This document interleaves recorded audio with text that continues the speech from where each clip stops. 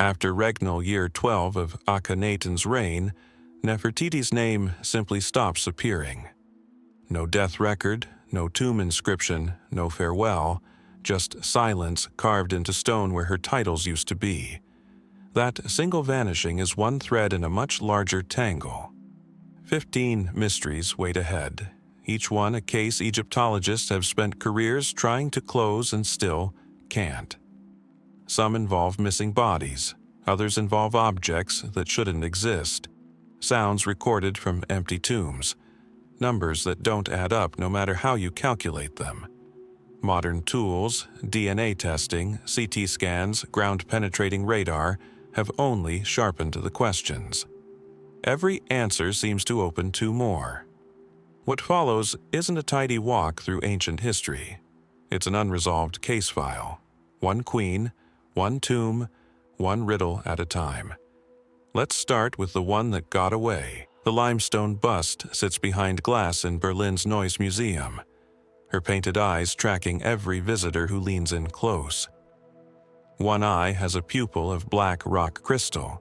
The other socket is empty, unfinished, or deliberately left that way.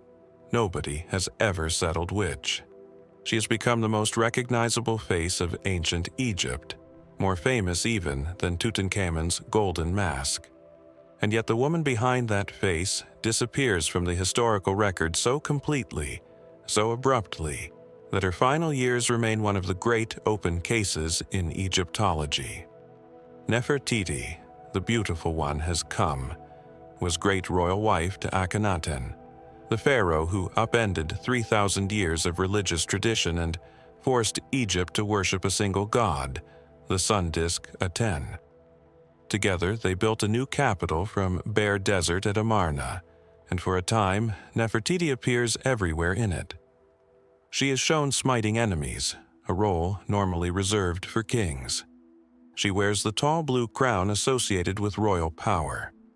Some inscriptions place her name in a cartouche, the oval reserved for pharaohs. By every measure, she was not a passive queen standing beside her husband. She was close to being his equal, perhaps closer than any queen before her. Then, after year 12 of Akhenaten's reign, she vanishes from the record. No tomb has ever been confirmed as hers. No mummy has been identified with certainty. Her name simply stops appearing on monuments where it once featured prominently, sometimes chiseled out and replaced with another. What happened? The mainstream explanation is almost mundane. She died.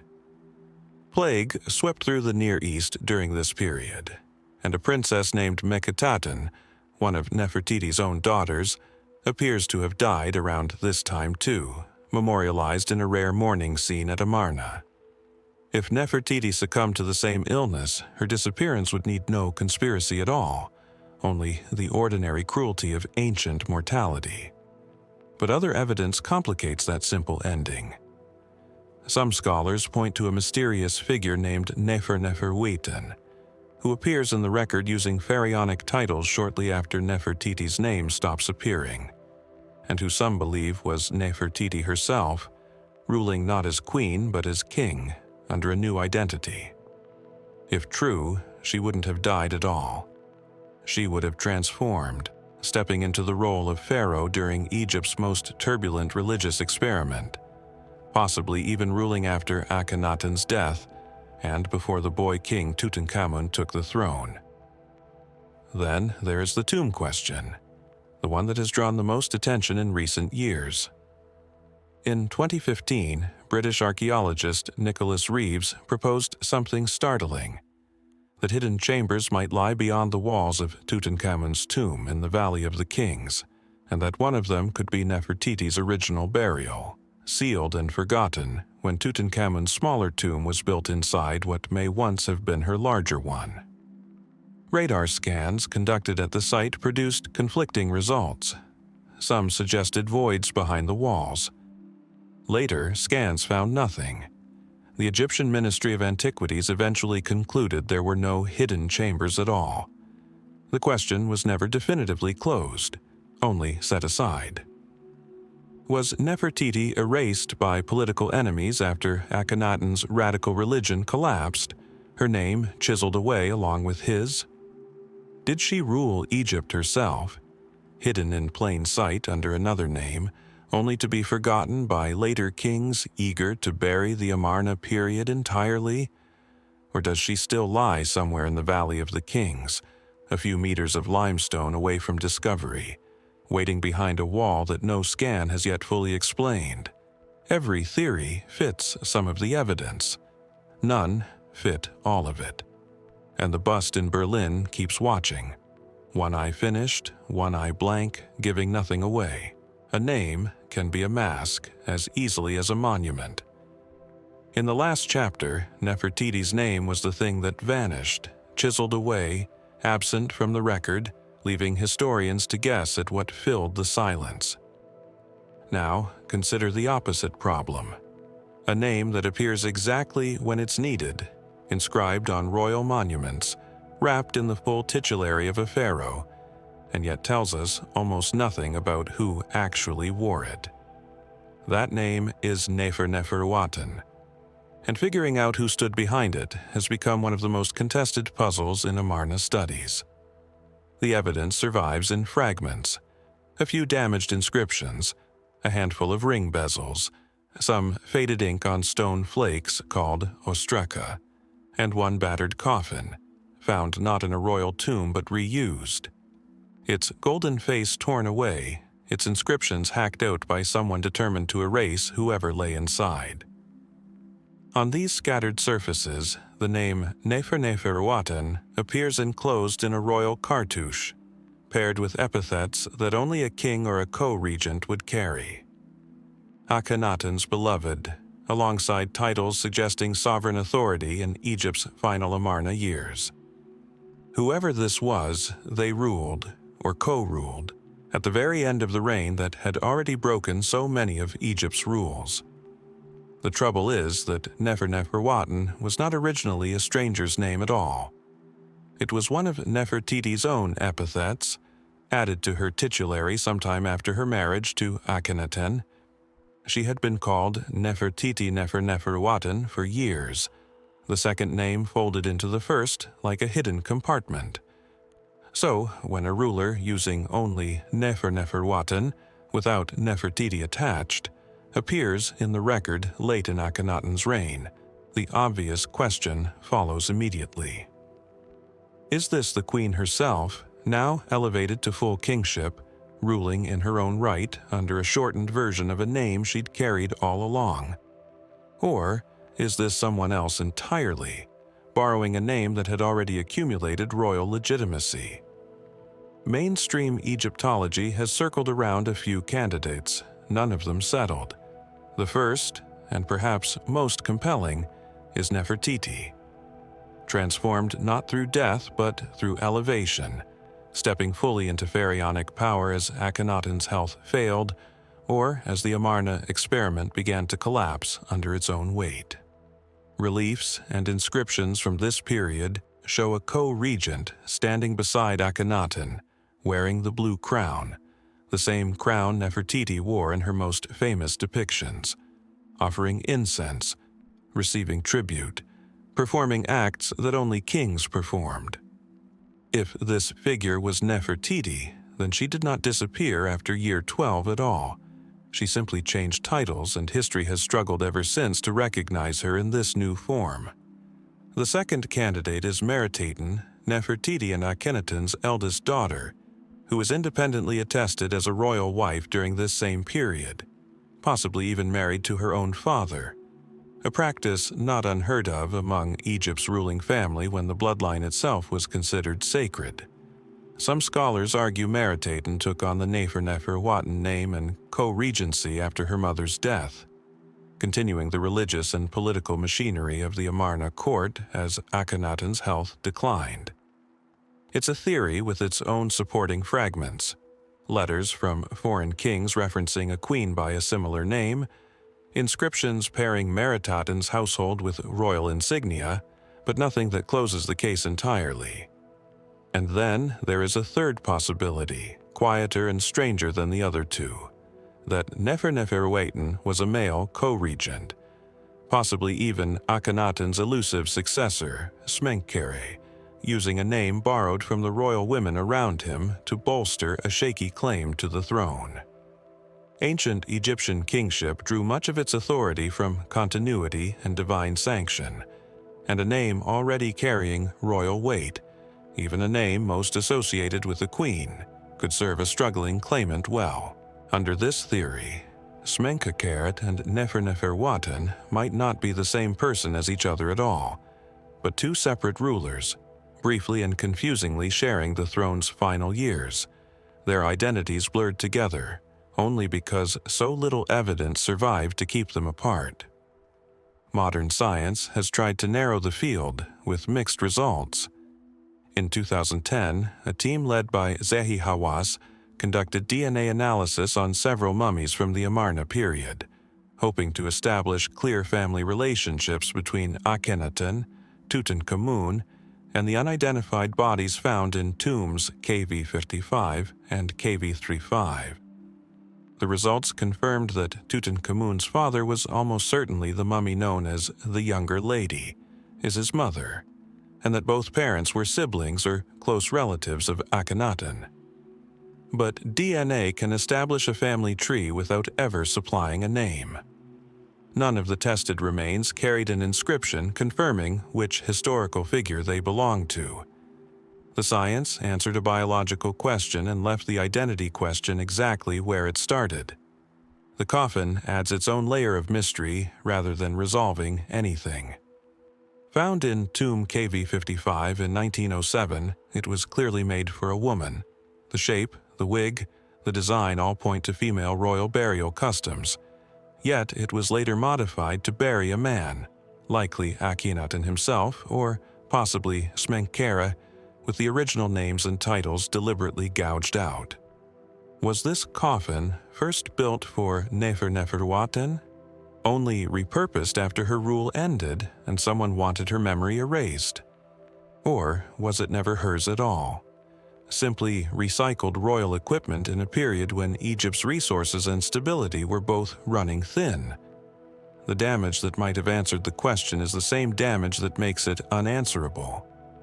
What makes this mystery different from many others in Egyptology is that it isn't a case of missing evidence so much as contradictory evidence, fragments that each point somewhere slightly different, refusing to align into a single, coherent story. Was Neferneferuaten one person or two? A woman stepping into kingship, or a man borrowing a woman's name for political cover? Nefertiti transformed, or Meritaten inheriting a throne too heavy for a teenage queen to hold steady? Every new study seems to strengthen one theory just enough to destabilize the others, and the debate among Egyptologists remains, by most accounts, unresolved, argued in academic journals with as much intensity as it was argued in ancient Amarna itself. Perhaps that instability is fitting.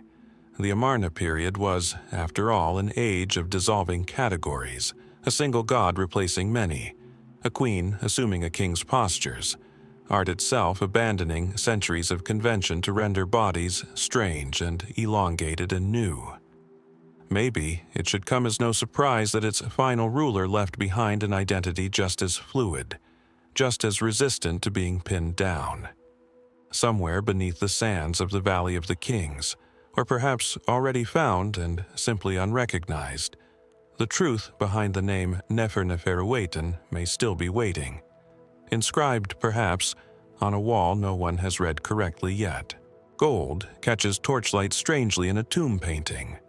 Flat, layered, deliberately unrealistic, meant to convey weight rather than shine. In the tomb of the courtier Marir II at Amarna, that gold falls from the hands of a king onto the bowed shoulders of a young man below, collars and rings and vessels piled in a reward scene that ancient artists reserved for moments of real political significance. The recipient is Smenkhkare. The giver, most scholars agree, is Akhenaten. And the exact nature of the bond between the two men depicted in that scene, brothers, father and son, king and heir, or something the ancient record never quite named, remains one of the more delicate puzzles of the entire Amarna period. Start with what little is textually certain. Smenkhkare appears in the historical record only in the final years of Akhenaten's reign, holding titles that indicate genuine royal authority, not simply a favored official, but a co-regent, someone entitled to a full pharaonic name, and in at least one surviving inscription, credited with regnal years of his own.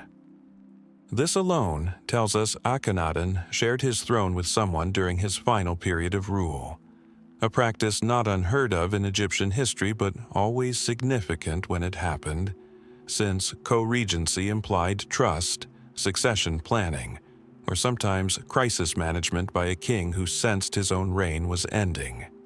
But co-regency doesn't explain kinship, and kinship is exactly where the sources go quiet. No inscription explicitly states Smenkhkare, son of Akhenaten, or Smenkhkare, brother of Akhenaten. Egyptologists have had to infer the relationship from circumstantial details: the style of his cartouche, the company he keeps in tomb reliefs, the timing of his appearance relative to Akhenaten's declining years, and circumstantial evidence, however carefully assembled, still leaves room for real disagreement. The most conventional theory treats Smenkhkare as a younger brother of Akhenaten, perhaps a son of Amenhotep III from another wife, brought forward as co-regent once it became clear that Akhenaten's surviving son, Tutankhaten, later Tutankhamun, was still too young to inherit a throne facing serious internal pressure. Under this reading, Smenkhkare's brief reign was essentially a bridge, a stabilizing presence meant to hold the throne together until the boy king could grow into it, cut short by Smenkkare's own early death, for reasons the record never states. A second theory takes the relationship in a different direction entirely, proposing that Smenkhkare wasn't Akhenaten's relative at all in the way we'd expect, but instead an identity assumed by Nefertiti during her transition into full pharaonic power. Under this reading, the gold-giving scene at Meryer's tomb wouldn't depict two separate men bound by blood, but Akhenaten and his own wife, portrayed together in the visual language reserved for kings, her elevation to co-ruler simply recorded under a new, more overtly masculine throne name. It's a theory that draws strength from the same unresolved puzzle explored in the identity of Neferneferuaten, the possibility that royal names in this period were tools of political transformation rather than fixed markers of a single, stable person. A third, quieter possibility treats Smenkhkare as Akhenaten's own son by a lesser wife, perhaps Kia, a secondary queen who appears prominently in Amarna art for a period before vanishing from the record, much as Nefertiti herself later would. If true, Smenkhkare and Tutankhamun might have been half-brothers, both sons of the same controversial pharaoh, each briefly holding the throne during Egypt's most turbulent religious decade. DNA evidence has done little to settle this. The 2010 study that confirmed Akhenaten as Tutankhamun's father also identified an unnamed mummy found in tomb KV55, the same coffin whose gouged inscriptions have haunted this entire investigation, as a strong candidate for Smenkhkare, or possibly Akhenaten himself at an earlier stage of decline.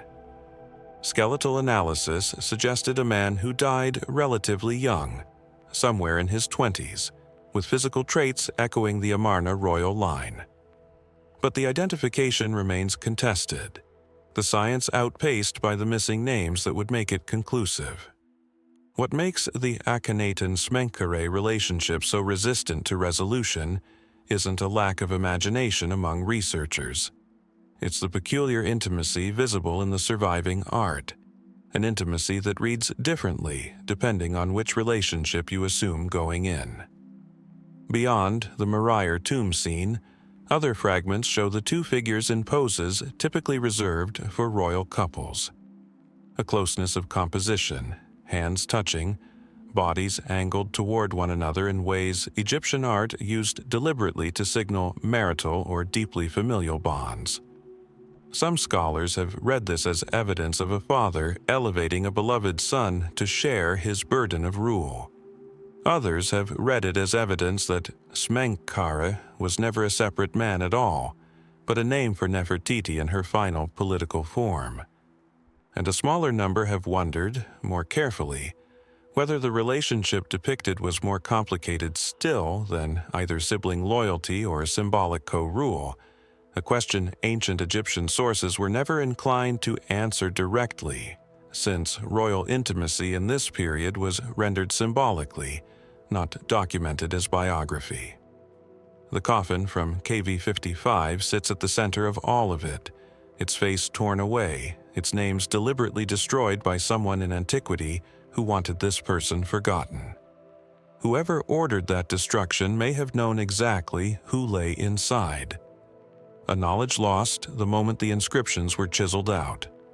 Modern science can measure bones and extract genetic material, but it cannot restore a name once it has been erased with intent. The identity and the relationship that name would have confirmed remains just out of reach. Was Smenkhkare a brother stepping in to steady a wavering throne? A son groomed too briefly for a crown he never had time to grow into? Or was he, in some sense, not a separate person at all, Nefertiti's final transformation, captured in gold on a tomb wall by an artist who understood exactly who stood before the king, even if history would later lose the thread? The gold in that painting has kept its shine for over 3,000 years. The truth beneath it has not aged nearly as well. Every mystery in this chain leads back to the same unanswered root. A vanished queen, a borrowed name, a tangled succession, a brother or son or wife rendered ambiguous by torn-out cartouches. None of it happens without the single decision that set the entire Amarna period in motion. Before we can ask what happened to any of these people, we have to ask why Akhenaten upended Egypt's religious order in the first place. That question, older than all the others, may be the hardest one to answer. At Karnak, on the east bank of the Nile near modern Luxor, archaeologists have spent decades piecing together the remains of structures Akhenaten built early in his reign, before Amarna existed, before he even changed his name. Thousands of decorated sandstone blocks, known as talatat, were dismantled by later pharaohs and reused as filler inside other temple pylons, their original context destroyed, but their carved scenes preserved by accident. Reassembled like a puzzle, these blocks reveal a young king, then still called Amenhotep IV, building enormous open-air temples dedicated to a solar deity called the Aten, not one god among many, but a god worshipped in structures deliberately built without roofs, so that sunlight itself could reach the offerings unobstructed. Something was already shifting in his religious thinking before he even reached his 5th year on the throne. What happened next was unlike anything Egypt had experienced in the 2,000 years since its unification.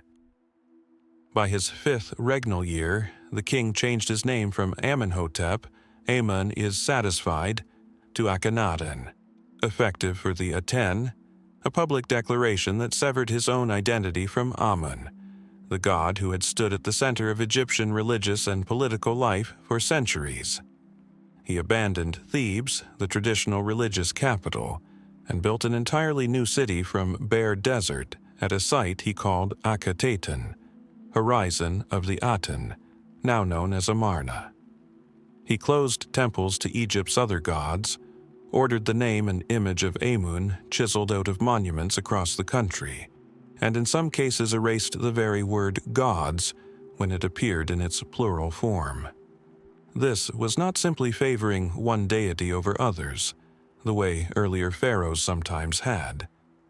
This was closer to an attempt to dismantle the entire religious infrastructure of Egyptian civilization and replace it with something new. The mainstream explanation for this transformation tends to focus on power and consolidation. The priesthood of Amun at Thebes had grown extraordinarily wealthy and politically influential in the centuries before Akhenaten's reign, controlling vast estates, temple economies, and religious authority that in some respects rivaled the pharaoh's own. Under this reading, Akhenaten's religious revolution was also a political one, an attempt to break the temple establishment's grip on Egypt's wealth and redirect both economic and spiritual authority back toward the throne itself. A single god, worshipped through the king as sole intermediary, would have concentrated religious power in exactly one place, the royal family. But this explanation, however reasonable, doesn't fully account for the intensity and personal conviction visible in Akhenaten's own art and poetry. The great hymn to the Aten, inscribed in the tomb of the courtier Ea at Amarna, describes the sun disk in language of startling intimacy and universalism, a god who created not just Egyptians but all peoples, who sustains every living creature, who is present in the chick still inside its egg and the fish swimming in the river. Whoever composed or commissioned this hymn wrote with a theological sophistication that reads less like political calculation and more like personal, even mystical, devotion.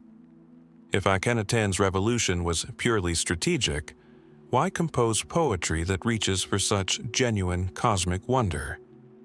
This has led some scholars toward more speculative explanations, offered cautiously and without consensus. One theory suggests Akhenaten may have suffered from a genetic or medical condition. Researchers have pointed to the unusual, elongated features in his artistic depictions, along with signs of possible illness in his skeletal remains, as evidence for conditions ranging from Marfan syndrome to temporal lobe epilepsy, the latter sometimes associated in medical literature with intense religious experiences. Under this reading, Akhenaten's devotion to the Aten might have originated not in political strategy, but in something closer to a profound personal experience, its exact nature impossible to recover from bone and stone alone. It remains an unproven hypothesis, complicated by the fact that Amarna art's distinctive style was applied to other royal family members too, suggesting artistic convention as much as physical reality.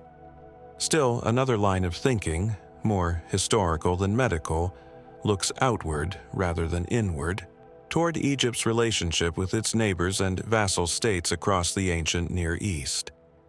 The Amarna letters, a cache of diplomatic correspondence discovered at the site in 1887, reveal a period of growing instability in Egypt's foreign territories, with vassal rulers in Canaan and Syria repeatedly pleading for military support that never arrived, while Akhenaten seems to have remained focused inward, on his new capital and his new god.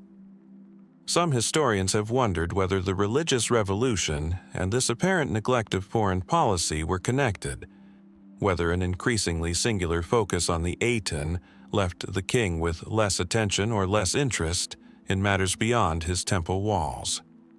It's an intriguing correlation, though causation remains difficult to prove either way.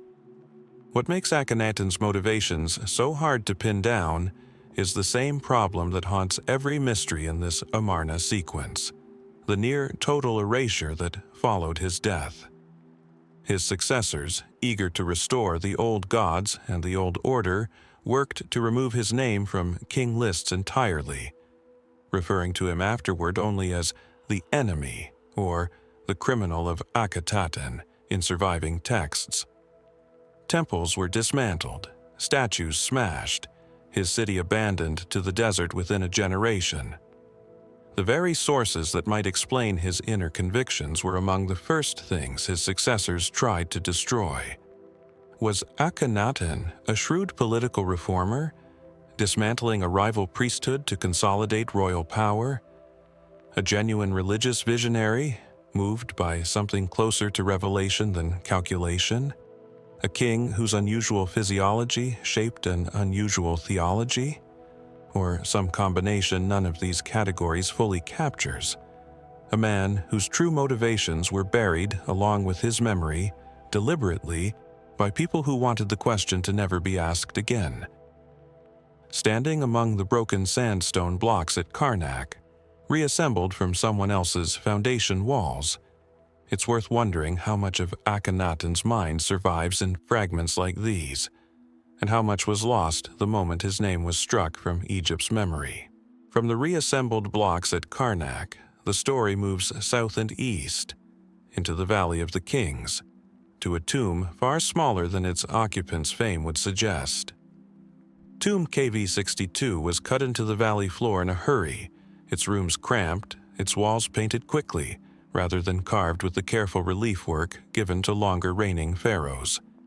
Everything about this tomb suggests urgency, a burial prepared for a king whose death came sooner than anyone had planned for. That king was Tutankhamun, Akhenaten's son, dead at around 18 or 19 years old, and the question of exactly how he died has occupied Egyptologists for over a century without ever fully closing. When Howard Carter opened the tomb in 1922, the sheer wealth inside, the golden mask, the nested coffins, over 5,000 objects packed into 4 small rooms, overshadowed, for a time, the condition of the body itself. But the mummy told its own story, one that took decades of increasingly sophisticated examination to even begin reading properly. Carter's original 1925 autopsy was rough by modern standards, and in the process of removing the mask and jewelry, the body was damaged, complicating later analysis. Still, even that early examination noted something unusual: a thinning of bone at the back of the skull, which some interpreted as evidence of a blow to the head. This detail launched one of Egyptology's most persistent theories, that Tutankhamun was murdered. The suspect list virtually wrote itself from the political landscape of his own court. I, the elderly courtier who succeeded him on the throne, and who some believe orchestrated his death to seize power. Or Horemheb, the military general who would eventually rule after I, and who had every reason to want the fragile Amarna bloodline extinguished. A 1968 X-ray study seemed to lend the murder theory scientific weight, identifying what appeared to be bone fragments loose inside the skull, consistent with a blow from behind. For decades, this was treated as close to settled fact in popular accounts of the boy king's death. Then, in 2005, a full CT scan of the mummy, over 1,700 digital images, examined by a team of Egyptian and international specialists, complicated the murder theory considerably. The scan found no evidence that the skull thinning or the loose bone fragments were caused by trauma before death. Instead, researchers concluded these were most likely the result of the mummification process itself, or damage from Carter's original excavation. What the CT scan did find, however, was a fracture in the king's left leg, just above the knee, with signs suggesting it may have occurred shortly before death, possibly left untreated or complicated by infection. A king struck down not by an assassin's hand, but by an accident, and by an ancient world's limited capacity to treat what today would be a survivable injury. The 2010 DNA study conducted by Zehi Hawass and an international team added another, unexpected layer. Genetic testing revealed that Tutankhamun's parents were siblings, or very close relatives, and confirmed the presence of malaria parasites in the young king's tissue, evidence that he had contracted and possibly suffered repeated episodes of a severe strain of malaria in the period before his death. The same study identified multiple congenital conditions likely linked to the inbreeding within his immediate family, including a clubfoot and evidence of Köhler disease, a bone disorder that would have caused him chronic pain and required him to walk with the support of a cane, dozens of which, notably, were found among the funerary objects in his tomb, several showing clear signs of use rather than purely ceremonial display. Under this reading, Tutankhamun's death emerges not from a single dramatic cause, but from a convergence of weaknesses.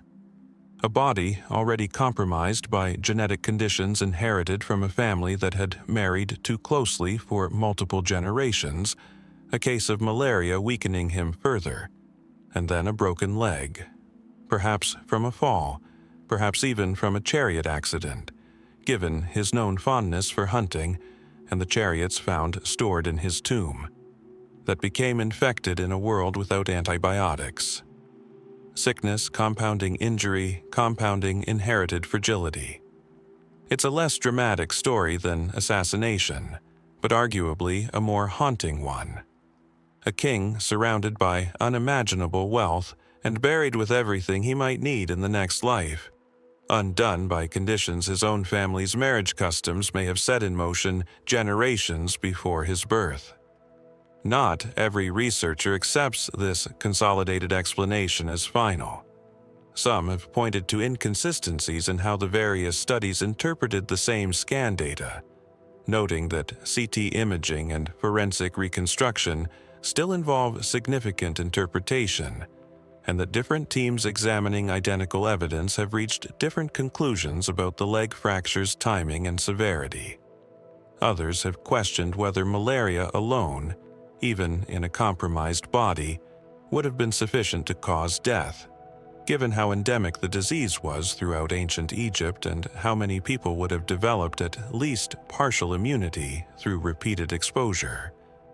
And the murder theory, while no longer the dominant explanation among most Egyptologists, has never been entirely extinguished either, revived periodically by researchers who argue that court intrigue and a suspiciously swift succession by Ai, who married Tutankhamun's widow Akhenaten shortly after his death, deserve more serious consideration than the current medical consensus allows. There's also the matter of what happened after death, which raises its own quiet questions. Tutankhamun's burial, while spectacular in its contents, shows clear signs of haste. A tomb likely not originally built for a king, mismatched or hastily adapted funerary equipment, some pieces seemingly repurposed from other royal burials, possibly even originally intended for Neferneferuaten or another Amarna-era ruler. If his death truly came unexpectedly, this explains the rushed preparations. But it also means that whatever evidence might have existed in a properly planned burial, with more careful embalming and less improvisation, may have been compromised by the very urgency that followed his death. Was Tutankhamun murdered by ambitious men circling an unstable throne, as popular imagination held for most of the 20th century? Or did his own fragile body, shaped by generations of royal inbreeding, simply fail under the combined weight of malaria and an untreated broken leg? The mummy has been scanned, sampled and studied more thoroughly than perhaps any other human remains in history, and still the verdict shifts with each new generation of technology and interpretation. Perhaps the truest answer is that no single cause fully explains his death, that a body already weighed down by inherited weakness needed only one more small misfortune to fail completely. Whether that final misfortune came from an accident, a disease, or a hand no record ever named, the boy king's tomb has kept its most basic secret even while surrendering nearly everything else. A century before Akhenaten ever changed his name, before Amarna existed even as an idea, Egypt had already conducted its first great experiment in erasing a ruler from memory. Walk into the Chapelle Rouge, reconstructed today at Karnak from blocks found scattered and reused in later construction, and the pattern feels eerily familiar. A name chiseled from stone, images defaced, a monarch's presence deliberately stripped from the record by those who came after. Except this time, the ruler being erased hadn't merely challenged tradition. She had ruled as a woman claiming the full power of a king, and the mystery of why her name was later attacked so systematically has occupied Egyptologists for well over a century. Hatshepsut came to power around 1479 BC, initially as regent for her young stepson, Thutmose III, following the death of her husband, Thutmose II. Within a few years, she took the unusual step of assuming the full titulary of a pharaoh herself, not merely acting on behalf of a child king, but ruling in her own right, depicted in statuary and reliefs wearing the traditional false beard and royal kilt associated with kingship, sometimes shown with a male physique despite being unmistakably female, in inscriptions that used feminine grammatical forms alongside masculine royal titles. Her reign, by most measures, was remarkably successful. She oversaw ambitious building projects, including her stunning mortuary temple at Deir el-Bahari, and organized a famous trading expedition to the land of Punt, its story recorded in vivid relief carvings showing exotic goods, incense trees transported by ship, and foreign rulers receiving Egyptian emissaries. Egypt prospered under her roughly two-decade rule, and then, sometime after her death around 1458 BC, and increasingly during the later reign of Thutmose III, her monuments began to be attacked. Her statues were smashed, sometimes deliberately broken at the neck, waist, and knees, in a manner some Egyptologists interpret as ritual destruction meant to neutralize a statue's spiritual power, not merely random vandalism. Her cartouches were chiseled out from temple walls, in some cases replaced with the names of Thutmose II or III, effectively rewriting the succession to erase her reign entirely from certain monuments. At Deir el-Bahari, her own mortuary temple, images of Hatshepsut as king were attacked with particular thoroughness. By the time later king lists were compiled, her name was often omitted altogether. Her nearly 20-year reign folded silently into that of Thutmose III as though she had never ruled at all.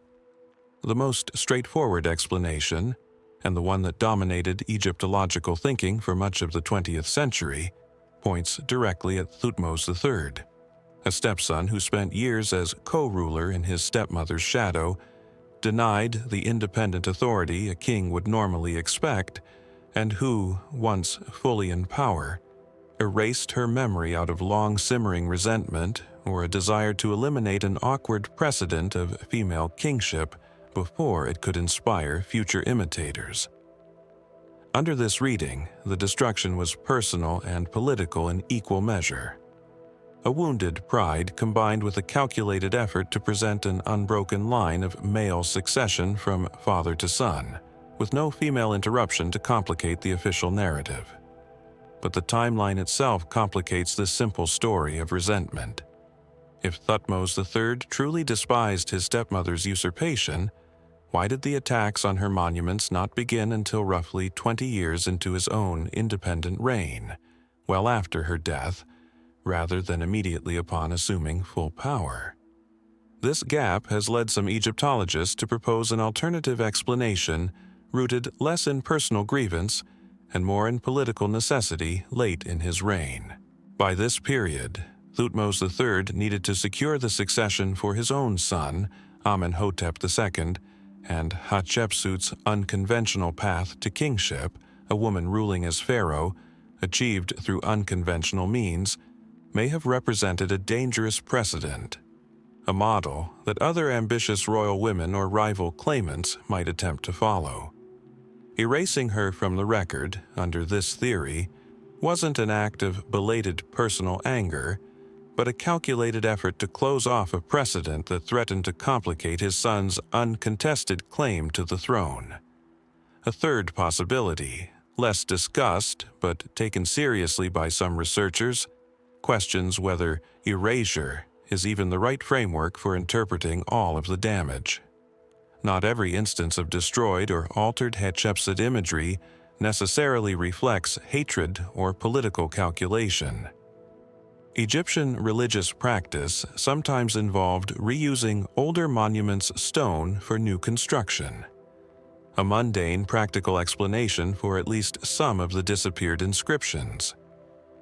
Additionally, some scholars have pointed out that certain images of Hatshepsut as a female king, rather than in the traditional male pharaonic guise, were left comparatively undisturbed, suggesting the campaign against her memory may have specifically targeted her claim to kingship rather than her existence as a historical figure altogether. An attack on a particular kind of power, not on her personhood entirely. What deepens the mystery further is the sheer scale and apparent thoroughness of the effort, inconsistent with simple, opportunistic stone reuse. Teams of workers would have needed to travel to numerous sites across Egypt, systematically identifying and defacing her cartouches and images over what appears to have been a sustained campaign, rather than a single spontaneous outburst. This level of organized effort suggests something closer to state policy than personal pique, though whose policy, and why it took the particular shape it did, remains debated among specialists who have spent entire careers studying the fragments. Was Hatshepsut's erasure driven by a stepson's long-buried resentment, finally acted upon once his own position felt secure? Was it a calculated political maneuver to protect a fragile succession, stripping away a precedent that threatened to unsettle Egypt's traditional understanding of who could rule? Or does the truth lie somewhere between deliberate erasure and mundane practicality? A mixture of motives obscured by 3,000 years of broken stone and reassembled fragments. Her mortuary temple still stands at Deir el-Bahari, rebuilt in modern times from pieces scattered by ancient hands that wanted her forgotten. And yet here she remains, her name eventually rediscovered, her reign eventually reconstructed. A queen who ruled as king, and nearly vanished from her own civilization's memory entirely. From the reassembled temple walls at Deir el-Bahari, the story moves north and east along the Nile, to the mortuary temple of Medinet Habu on Thebes' west bank, where a different kind of erasure was never attempted, where instead, a pharaoh went to extraordinary lengths to carve his victory into stone as permanently and unambiguously as possible.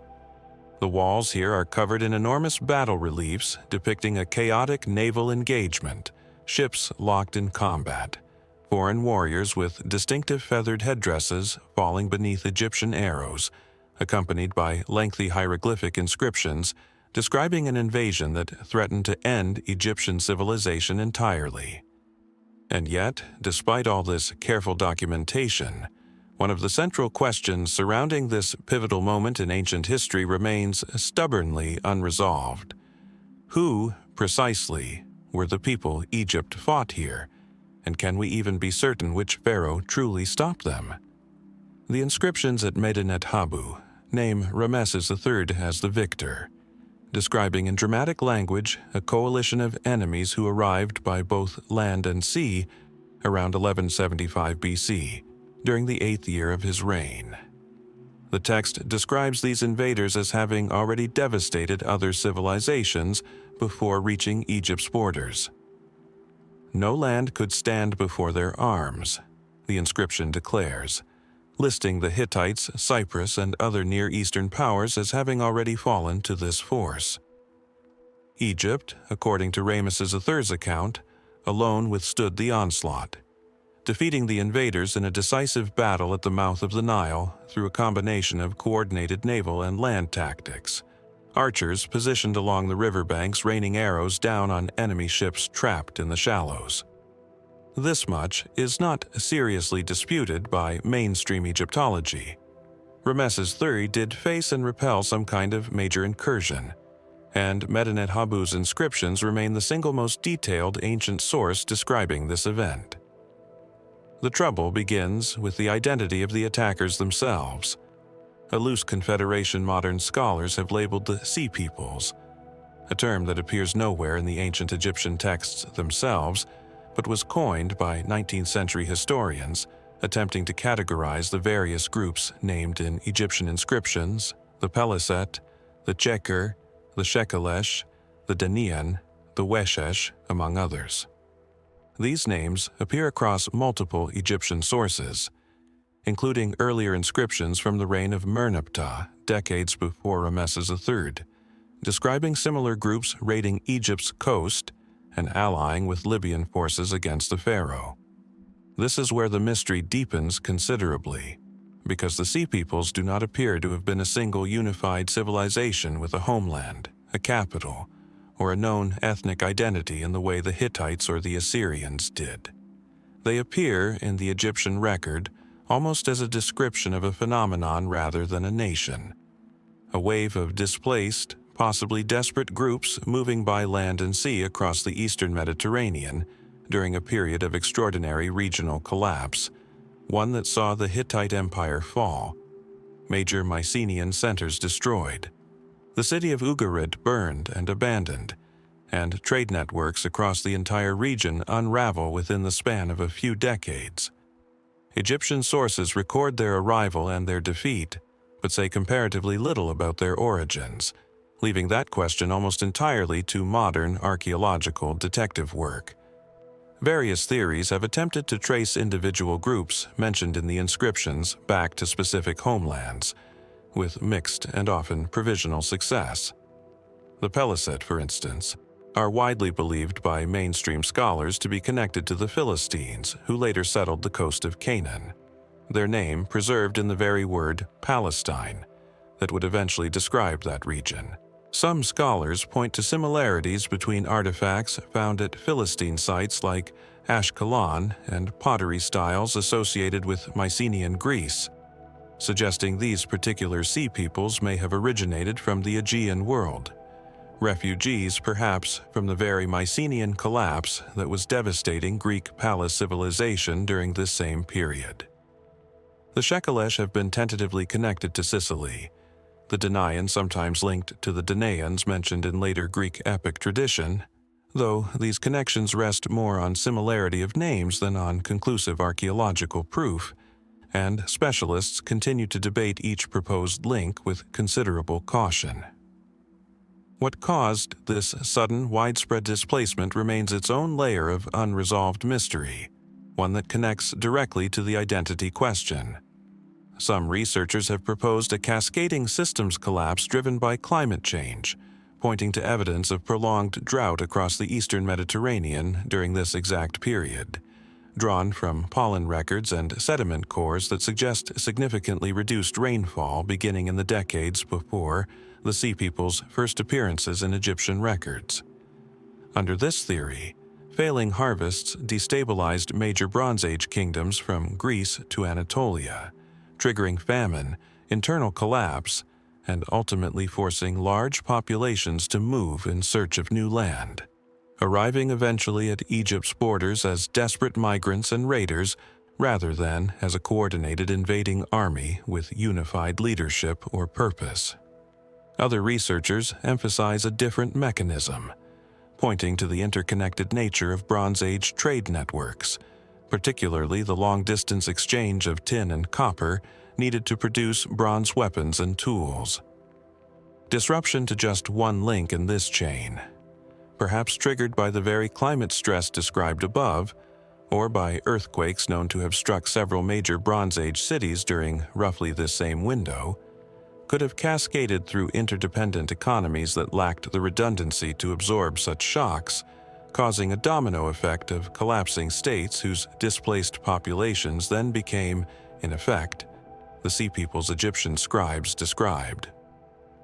A more speculative line of thinking, taken less seriously by mainstream Egyptology, but still occasionally argued in academic literature, suggests that Ramesses III's own account may have exaggerated the scale and coherence of the threat for propagandistic purposes, following long-established Egyptian royal tradition of presenting the pharaoh as a singular bulwark against chaos itself.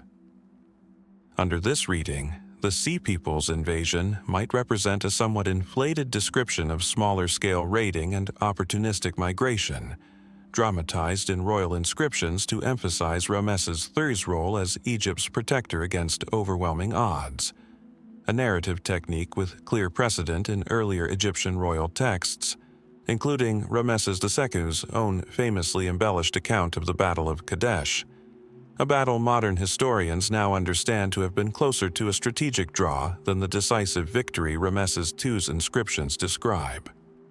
This raises the further related question of just how definitive Ramesses III's victory actually was, and what came afterward. Despite the triumphant tone of the Medinet Habu inscriptions, Egypt's power and territorial reach contracted significantly in the decades following his reign, part of a broader pattern of decline affecting the entire eastern Mediterranean during this period, now often referred to as the Late Bronze Age collapse. If Ramesses III truly won such a comprehensive victory, why did Egypt's international standing and internal stability continue to erode afterward regardless? Some scholars argue the battle, however real, merely delayed rather than reversed broader forces already reshaping the ancient world, forces too large for any single pharaoh's forces to fully arrest. Egypt's own internal records from later in Ramesses III's reign describe serious economic strain, including what appears to be history's first recorded labor strike, when tomb workers at Deir el-Medina stopped work over delayed food rations, a detail suggesting the kingdom that had supposedly triumphed over the Sea Peoples was already straining under pressures separate from, or perhaps connected to, the same instability driving the invasions themselves. There is also a persistent question about whether Ramesses III's account is even describing a single battle at a single moment, or whether it compresses multiple encounters, perhaps occurring over an extended period, into the unified narrative Egyptian royal inscriptions typically preferred for the sake of clean propaganda. Earlier sources from Merneptah's reign, roughly a generation before Ramesses III, already describe conflict with several of the same named groups, the Shekelesh and others, allied with Libyan forces attacking Egypt's western frontier.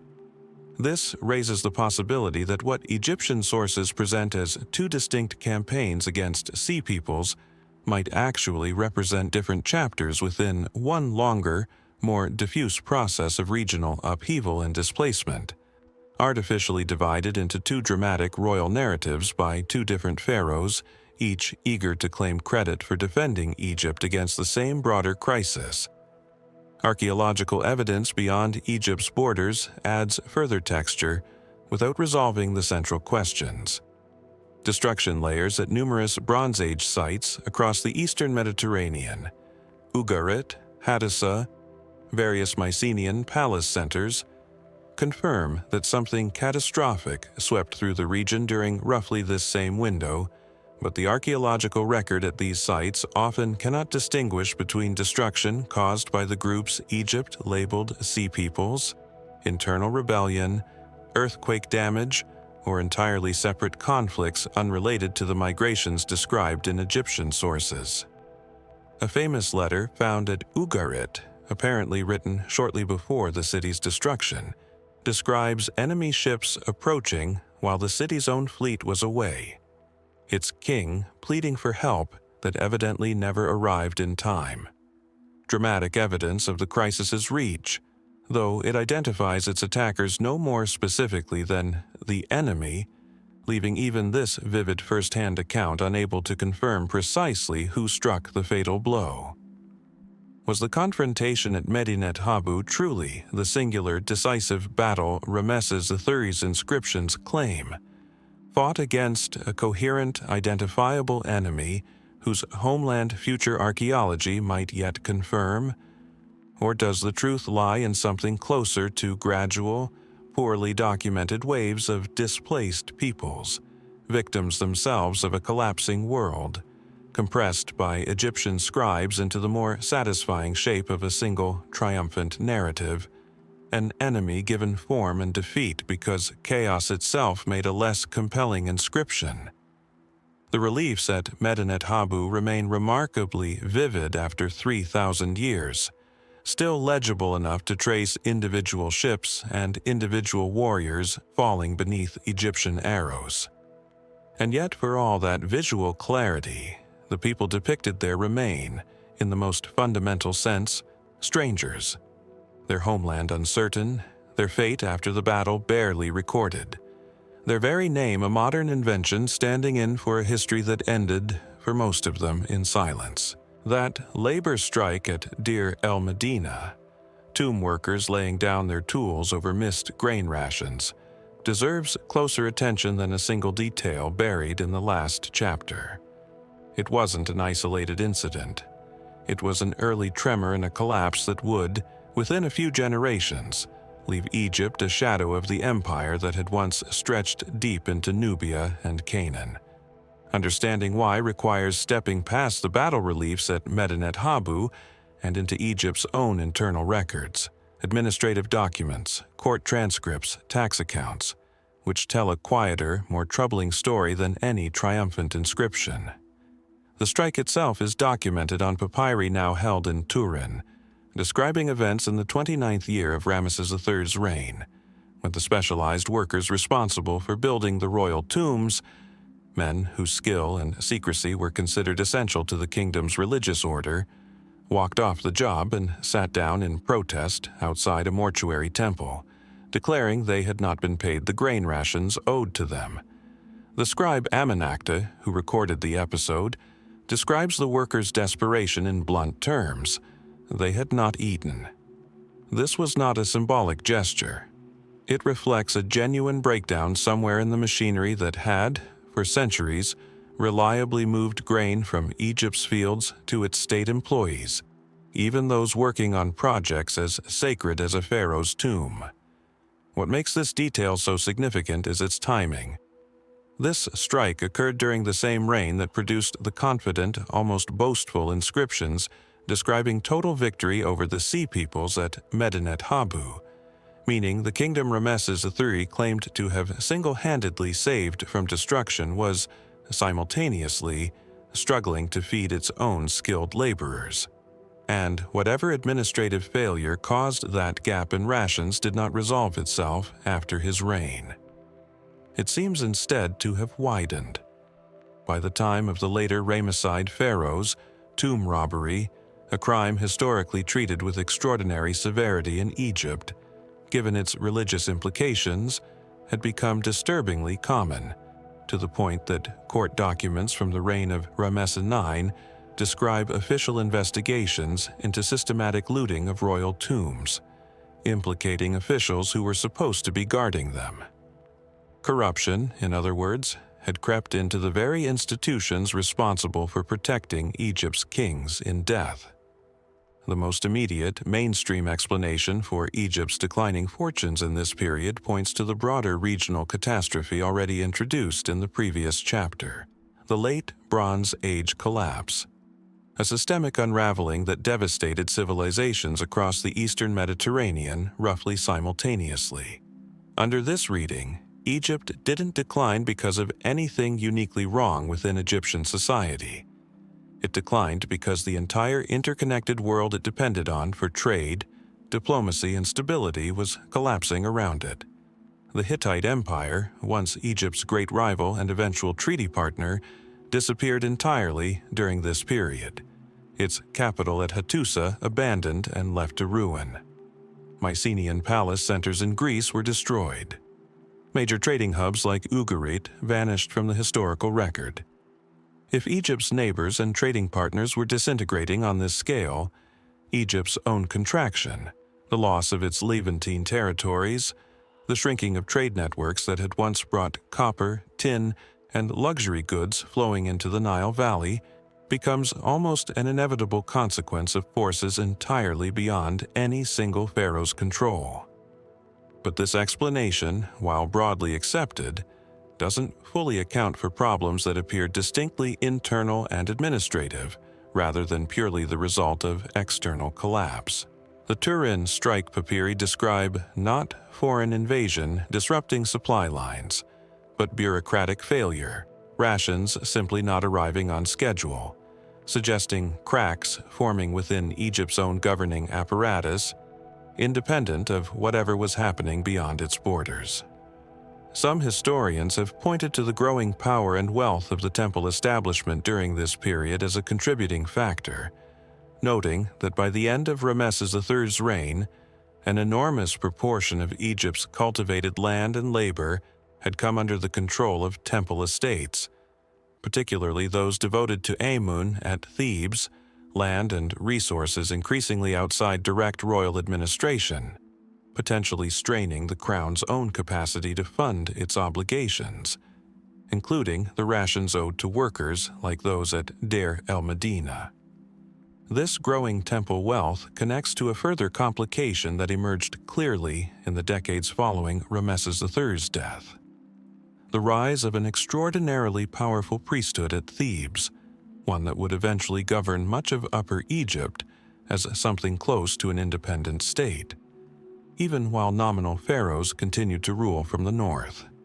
This split, formalized after the death of Ramesses X around 1077 BC, saw Egypt effectively divide in two: a northern kingdom centered in the delta, and a southern territory governed in practice by the high priests of Amun at Thebes, who by this point held military as well as religious authority. Was this division simply the final consequence of the priesthood's centuries-long accumulation of wealth and land, made possible in part by the same disrupted royal finances visible in Ramesses III's reign? Or did political fragmentation emerge from separate causes entirely: regional rivalries, weakened central authority following a suspicious royal succession, or pressures historians have not yet fully traced? The suspicious succession deserves particular attention, because Ramesses III's own death, once assumed to have occurred from natural causes, was re-examined by forensic researchers in 2012, whose CT scans and further analysis revealed something startling: a deep wound to the pharaoh's throat, consistent with a fatal cut from a sharp blade, contradicting centuries of assumption that Egypt's last powerful New Kingdom pharaoh had simply died of old age. This finding gave new, grim context to a set of court documents already known to Egyptologists as the Turin Judicial Papyrus, which describes what has become known as the Harem Conspiracy, a plot orchestrated by one of Ramesses III's secondary wives, Tiye, to assassinate the king and place her own son, Pentawer, on the throne in place of the designated heir. The documents describe an extensive network of conspirators, including harem officials, a treasury overseer, and even individuals responsible for using magical practices, wax figures and spells, apparently intended to help incapacitate palace guards during the plot. Multiple conspirators were tried and executed, some reportedly forced to take their own lives. Pentawer himself was likely among those compelled toward suicide following his implication in the plot. An unnamed mummy discovered wrapped in a goatskin, considered ritually unclean and used sometimes as a form of posthumous punishment, has been proposed by some researchers as Pentawer's own remains, based on DNA analysis linking this mummy to Ramesses III as a close paternal relative, though the identification remains debated rather than fully certain. If Ramesses III was indeed murdered in a palace coup that ultimately failed to place its intended candidate on the throne, what does this reveal about the stability of the monarchy at exactly the moment it was already straining under economic and administrative pressure? A violently contested succession, even one where the conspiracy was ultimately suppressed, would hardly have strengthened the throne's authority at a moment when strong, uncontested leadership might have been most needed to navigate a collapsing regional order. Some historians wonder whether the assassination attempt itself was less a random act of ambition and more a symptom of deeper fractures already forming within the royal family and court. Fractures that the empire's shrinking resources and growing external pressures only made more dangerous to manage. Other researchers, working from a more environmental angle, have proposed that Egypt's agricultural foundation, the reliable annual Nile flood that had sustained Egyptian civilization for millennia, may have become increasingly unpredictable during this period, compounding the administrative and political troubles already visible in the record. Some studies of ancient climate data suggest reduced Nile flooding during roughly this era, potentially connected to the same broader climatic shifts some scholars believe contributed to the Sea People's migrations discussed previously. A weakened flood would have meant reduced harvests, placing even more strain on a system already struggling, as the Deir el-Medina strike shows, to meet its existing obligations. Under this reading, Egypt's decline wasn't caused by any single dramatic event. Not the Sea Peoples, not the harem conspiracy, not temple overreach alone, but by several destabilizing pressures arriving in close succession, each one weakening the kingdom's capacity to absorb the next. What remains genuinely uncertain, and likely to stay that way without new documentary discoveries, is how these threads relate to one another causally rather than merely chronologically. Did failing Nile floods and regional collapse create the economic strain that led to unpaid rations and, eventually, a fractured, resentful court willing to attempt regicide?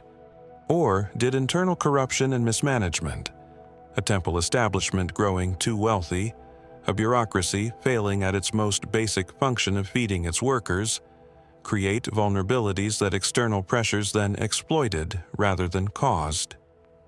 Egypt's decline after Ramesses III did not happen in a single dramatic moment visible to us, the way Carter's opening of Tutankhamun's tomb was visible.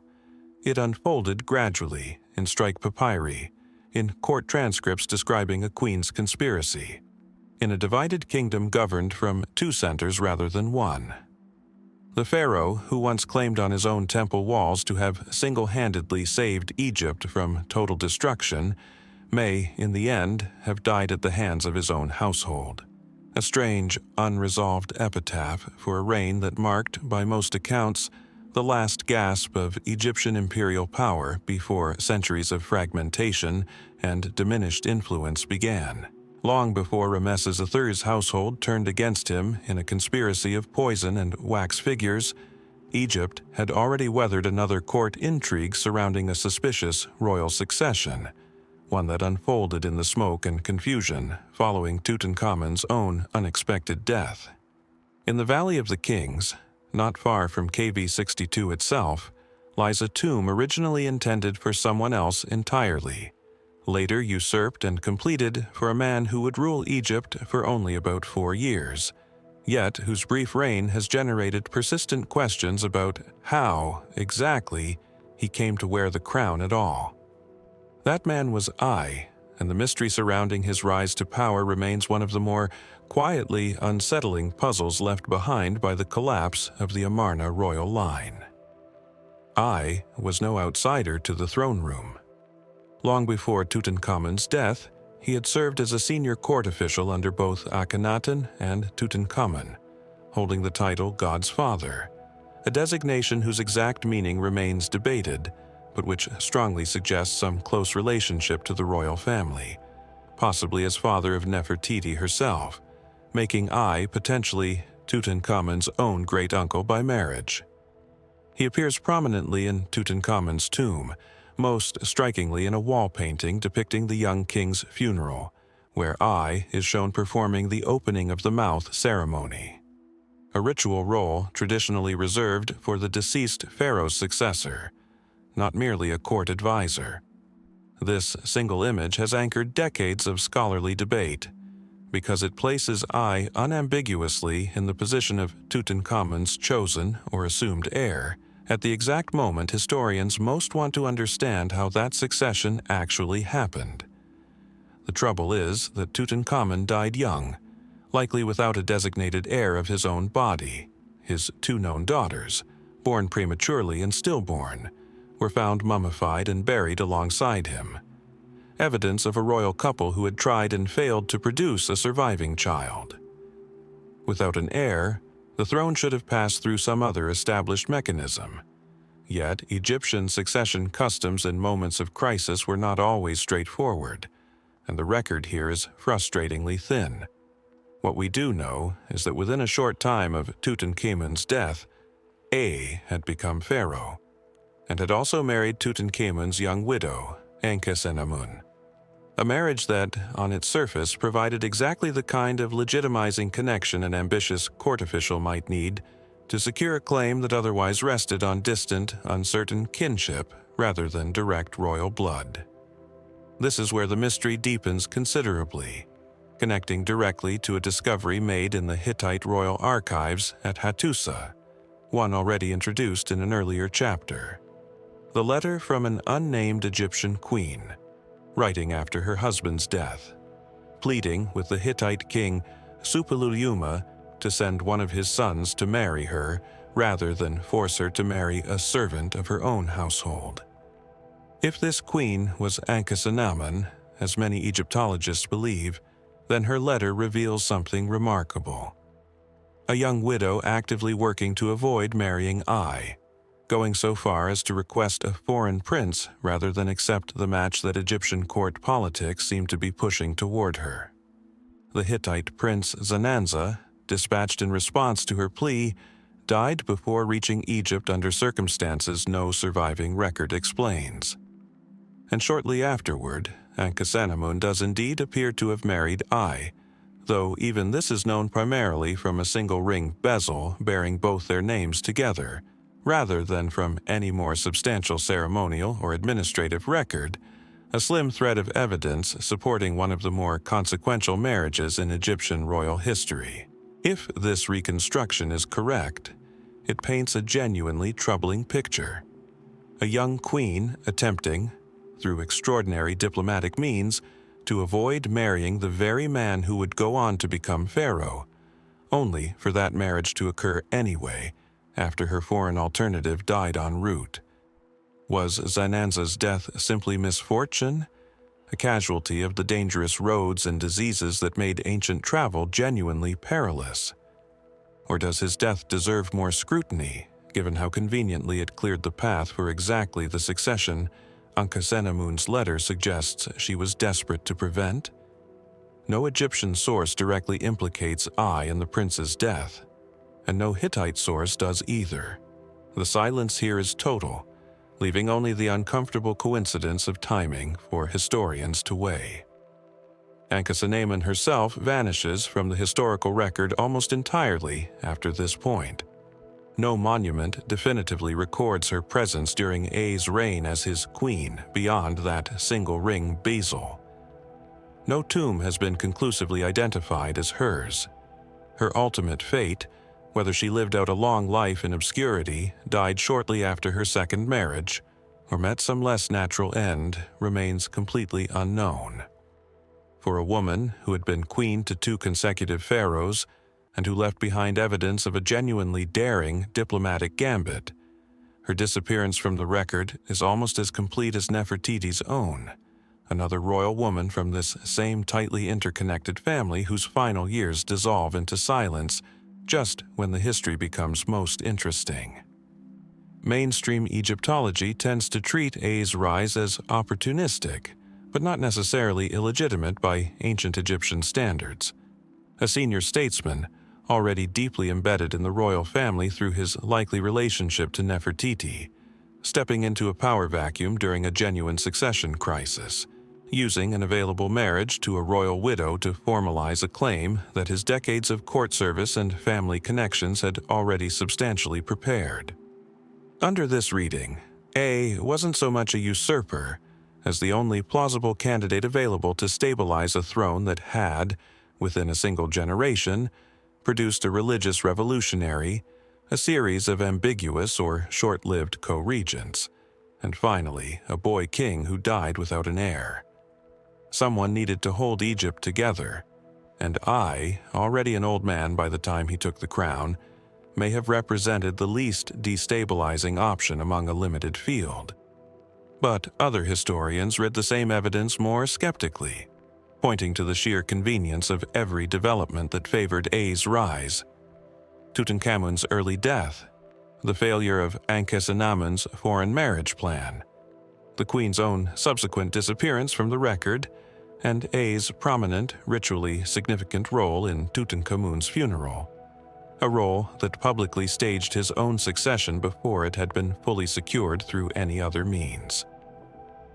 Under this more suspicious reading, A may have actively maneuvered, if not outright orchestrated, several of the events that cleared his path to the throne, using his considerable influence within the palace to ensure that whatever alternatives existed for the succession quietly failed to materialize. There is also the matter of how briefly A held on to power once he'd secured it. Roughly 4 years, according to most chronological reconstructions, before his own death and succession by Horemheb, the military general who would go on to erase much of the Amarna legacy far more thoroughly than I himself had attempted. Horemheb's later king lists conspicuously omit Akhenaten, Tutankhamun, and I entirely, folding their combined reigns silently into his own, as though this entire troubled stretch of Egyptian history had simply not happened. If A's succession was itself questionable, Horemheb's erasure of him from official memory suggests that later generations of Egyptians, or at least their rulers, may have shared some of that same underlying suspicion, treating I's reign as an irregularity best smoothed over rather than commemorated. Was A loyal elder statesman who did what was necessary to stabilize a kingdom in genuine crisis, his marriage to Akhenaten a practical political solution rather than a predatory one? Or was he a patient, calculating figure who spent years positioning himself for a throne that a young widow's own desperate letter to a foreign king suggests she never wanted him to have? The ring, Basil, bearing both their names remains one of the flimsiest pieces of evidence supporting one of ancient Egypt's more consequential marriages, and Ankhesenamun's own silence after this point leaves the central relationship at the heart of this succession essentially unwitnessed by history. Somewhere between an old man's dutiful service to a collapsing dynasty and a calculated seizure of power lies the truth about A's reign. A truth the ancient sources, for reasons of their own, chose never to make explicit. That same I, who staged his own succession at Tutankhamun's funeral, had, years earlier, likely stood behind an even more consequential act attributed to the boy king he served: the sweeping religious restoration that undid, in a matter of a few short years, nearly everything Akhenaten had spent 2 decades building.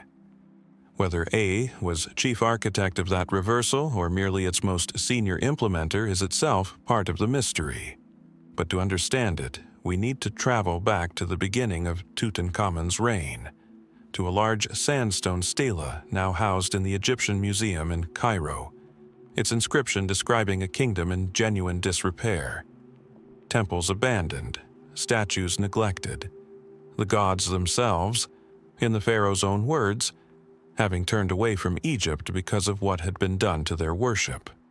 This document, known as the Restoration Stela, was erected early in Tutankhamun's reign, when he was still a child of perhaps 9 or 10 years old, and it describes in vivid, almost desperate language the state Akhenaten's religious revolution had left behind.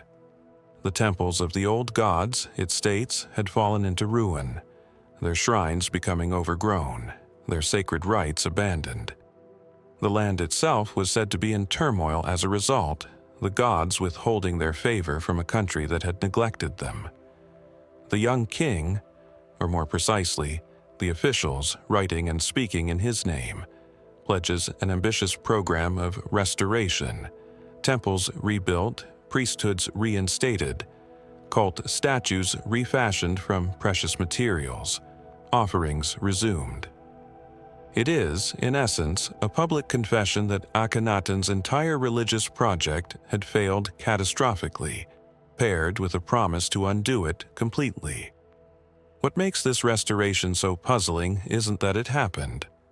A return to traditional religion after Akhenaten's radical break was, in hindsight, almost inevitable, given how thoroughly his changes had disrupted long-established economic and religious institutions across Egypt.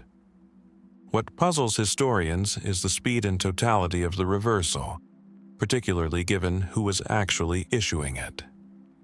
Tutankhamun ascended the throne around age 8 or 9, following either Smenkkare's brief reign or Neferneferuaten's uncertain one, a child who could not plausibly have designed, on his own initiative, the sophisticated theological and administrative program described on the Restoration Stela.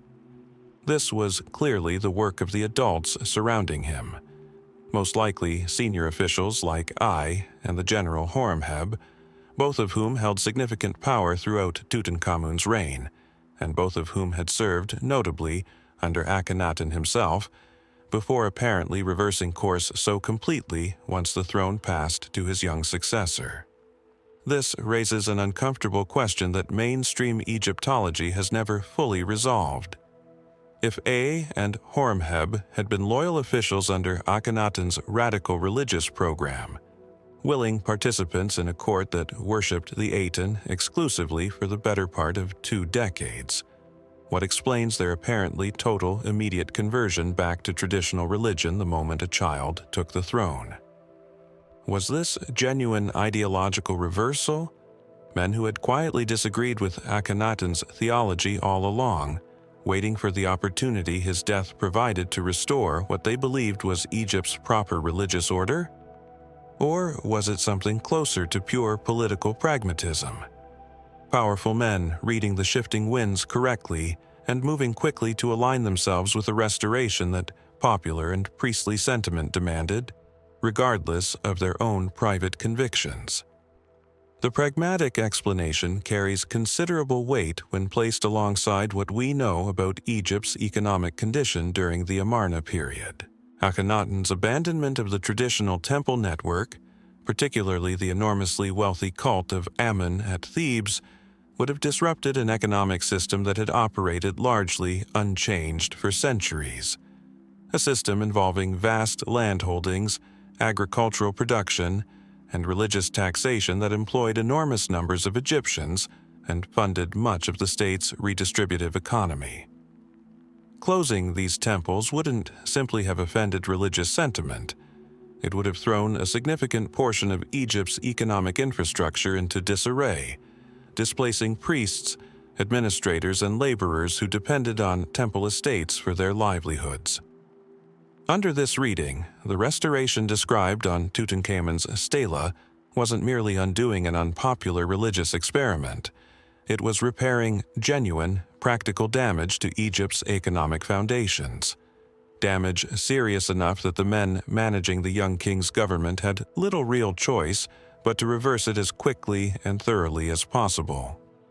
Yet this practical explanation doesn't fully account for the specific theological language the Restoration stela employs, language that goes beyond simple economic repair into something closer to religious reconciliation, even atonement. The text speaks of the god's anger, of the land suffering because temples had fallen silent, framing the restoration in terms any traditional Egyptian would have recognized as addressing a genuine spiritual crisis rather than merely an administrative one. Some scholars have wondered whether this reflects authentic religious anxiety among the officials managing Tutankhamun's court, men who may have genuinely believed, or at least found it politically necessary to publicly claim, that Akhenaten's abandonment of the old gods had brought real consequences upon Egypt, consequences serious enough to require this elaborate, costly program of religious repair. There's also a more speculative possibility worth considering, that the extraordinarily swift and complete nature of this reversal reflects not just political calculation, but genuine relief, even something approaching collective trauma processing, among a court and priesthood that had spent nearly 2 decades navigating a religious experiment many had privately found deeply unsettling. Ancient Egyptian religious practice was deeply woven into daily life, personal identity, and cultural continuity, stretching back over 1,000 years by Akhenaten's time. A sudden severing of that continuity, imposed by royal decree and enforced through the deliberate destruction of familiar gods' names and images, may have produced genuine psychological and social dislocation among ordinary Egyptians and elite officials alike. If so, the restoration described on Tutankhamun's stela may represent not merely a political recalibration, but something closer to a society exhaling after 2 decades of imposed religious disorientation. A possibility that's difficult to prove from inscriptions alone, since ancient Egyptian sources rarely record this kind of interior emotional experience directly, but one some historians find plausible given how completely and enthusiastically the reversal seems to have been embraced.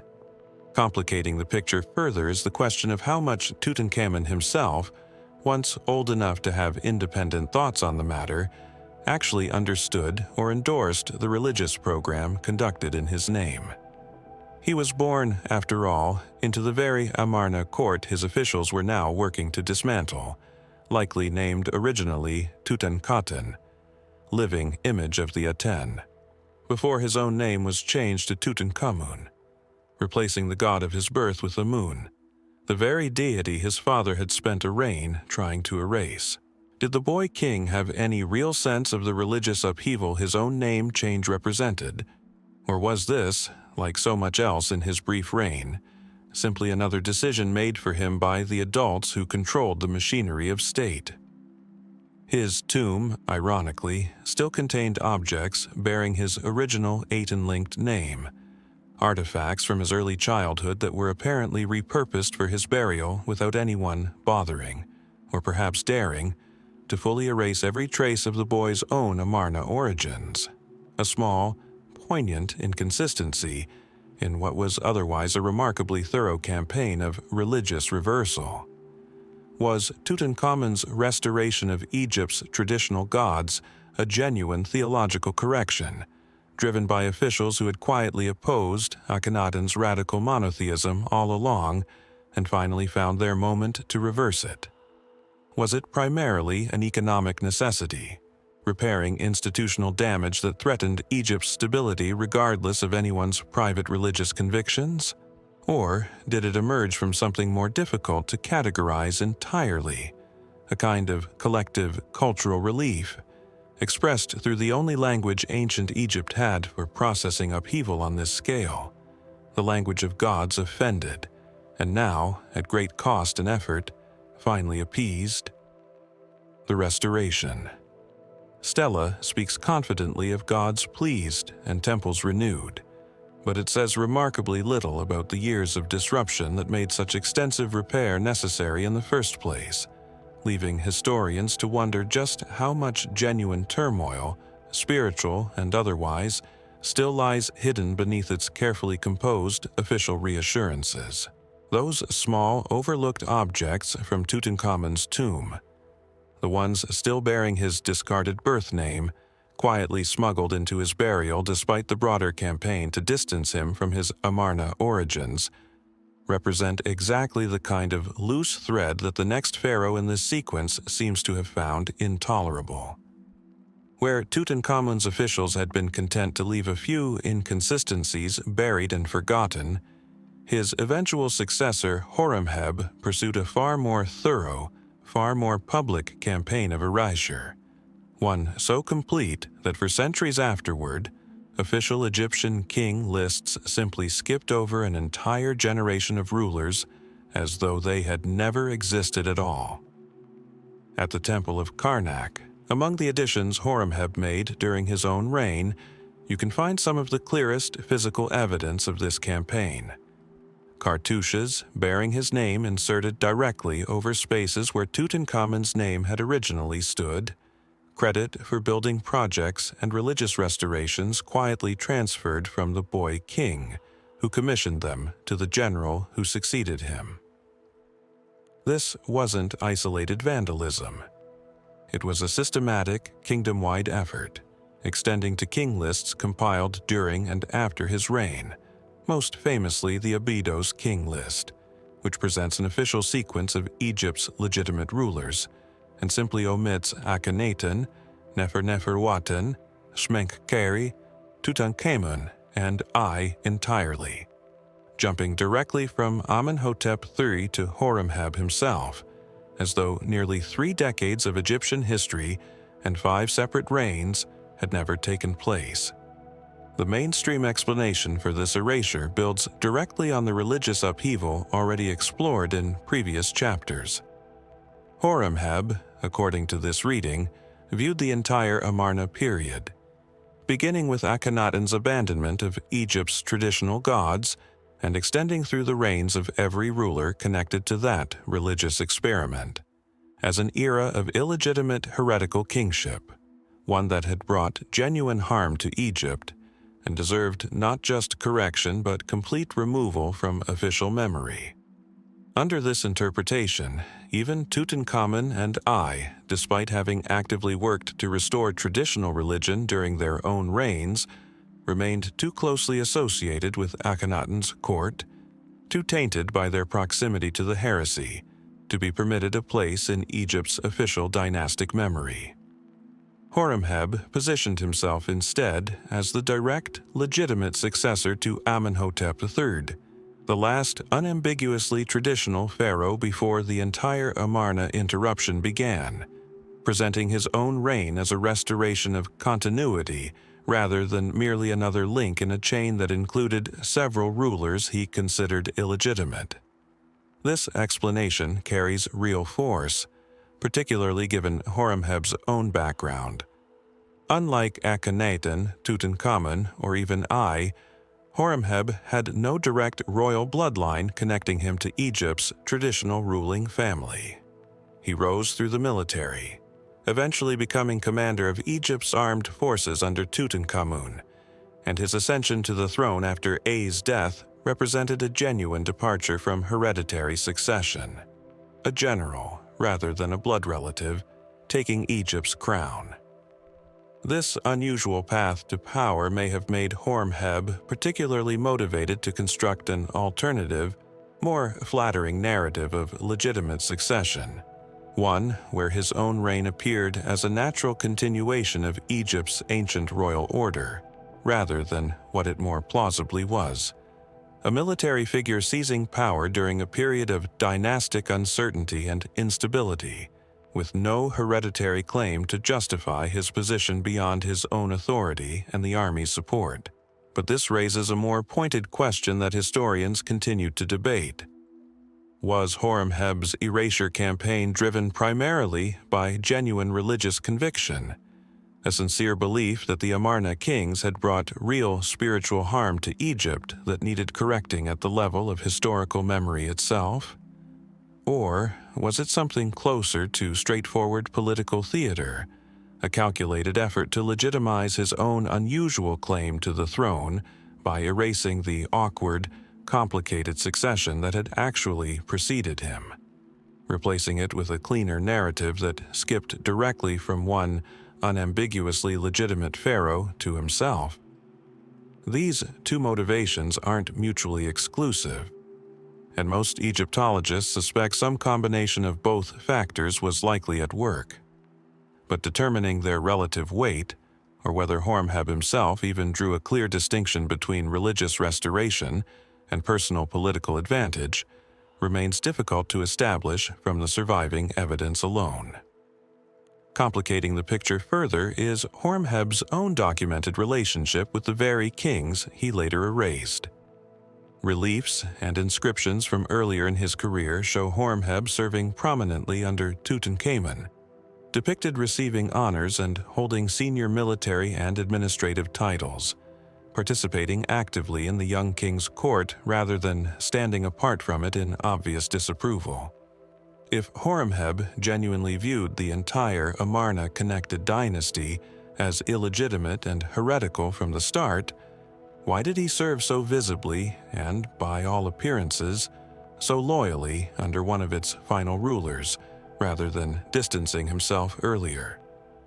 This pattern echoes uncomfortably with the same question raised in the previous chapter about A's own service under Akhenaten before apparently reversing course completely, suggesting either that both men's religious convictions were considerably more flexible than their later actions implied, or that political survival in this turbulent period required a kind of careful accommodation that later, once the throne was secured, could be conveniently forgotten and rewritten.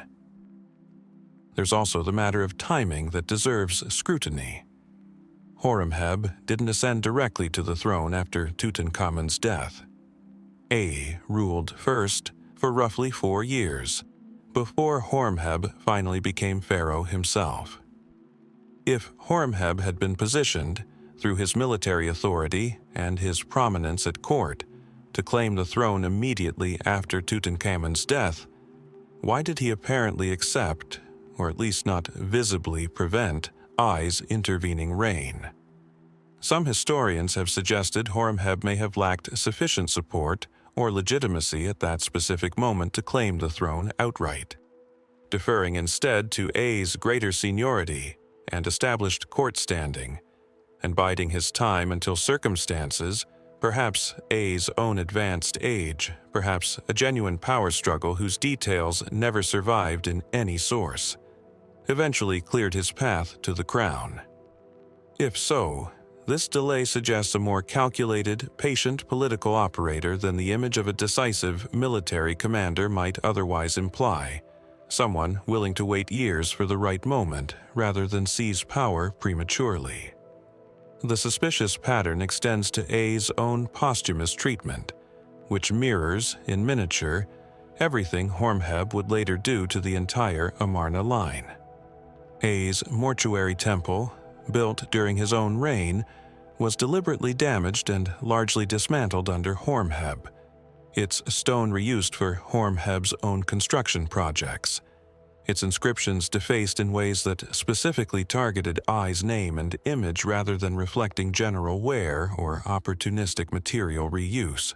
This targeted destruction suggests something more personal than simple religious conviction about the broader Amarna heresy.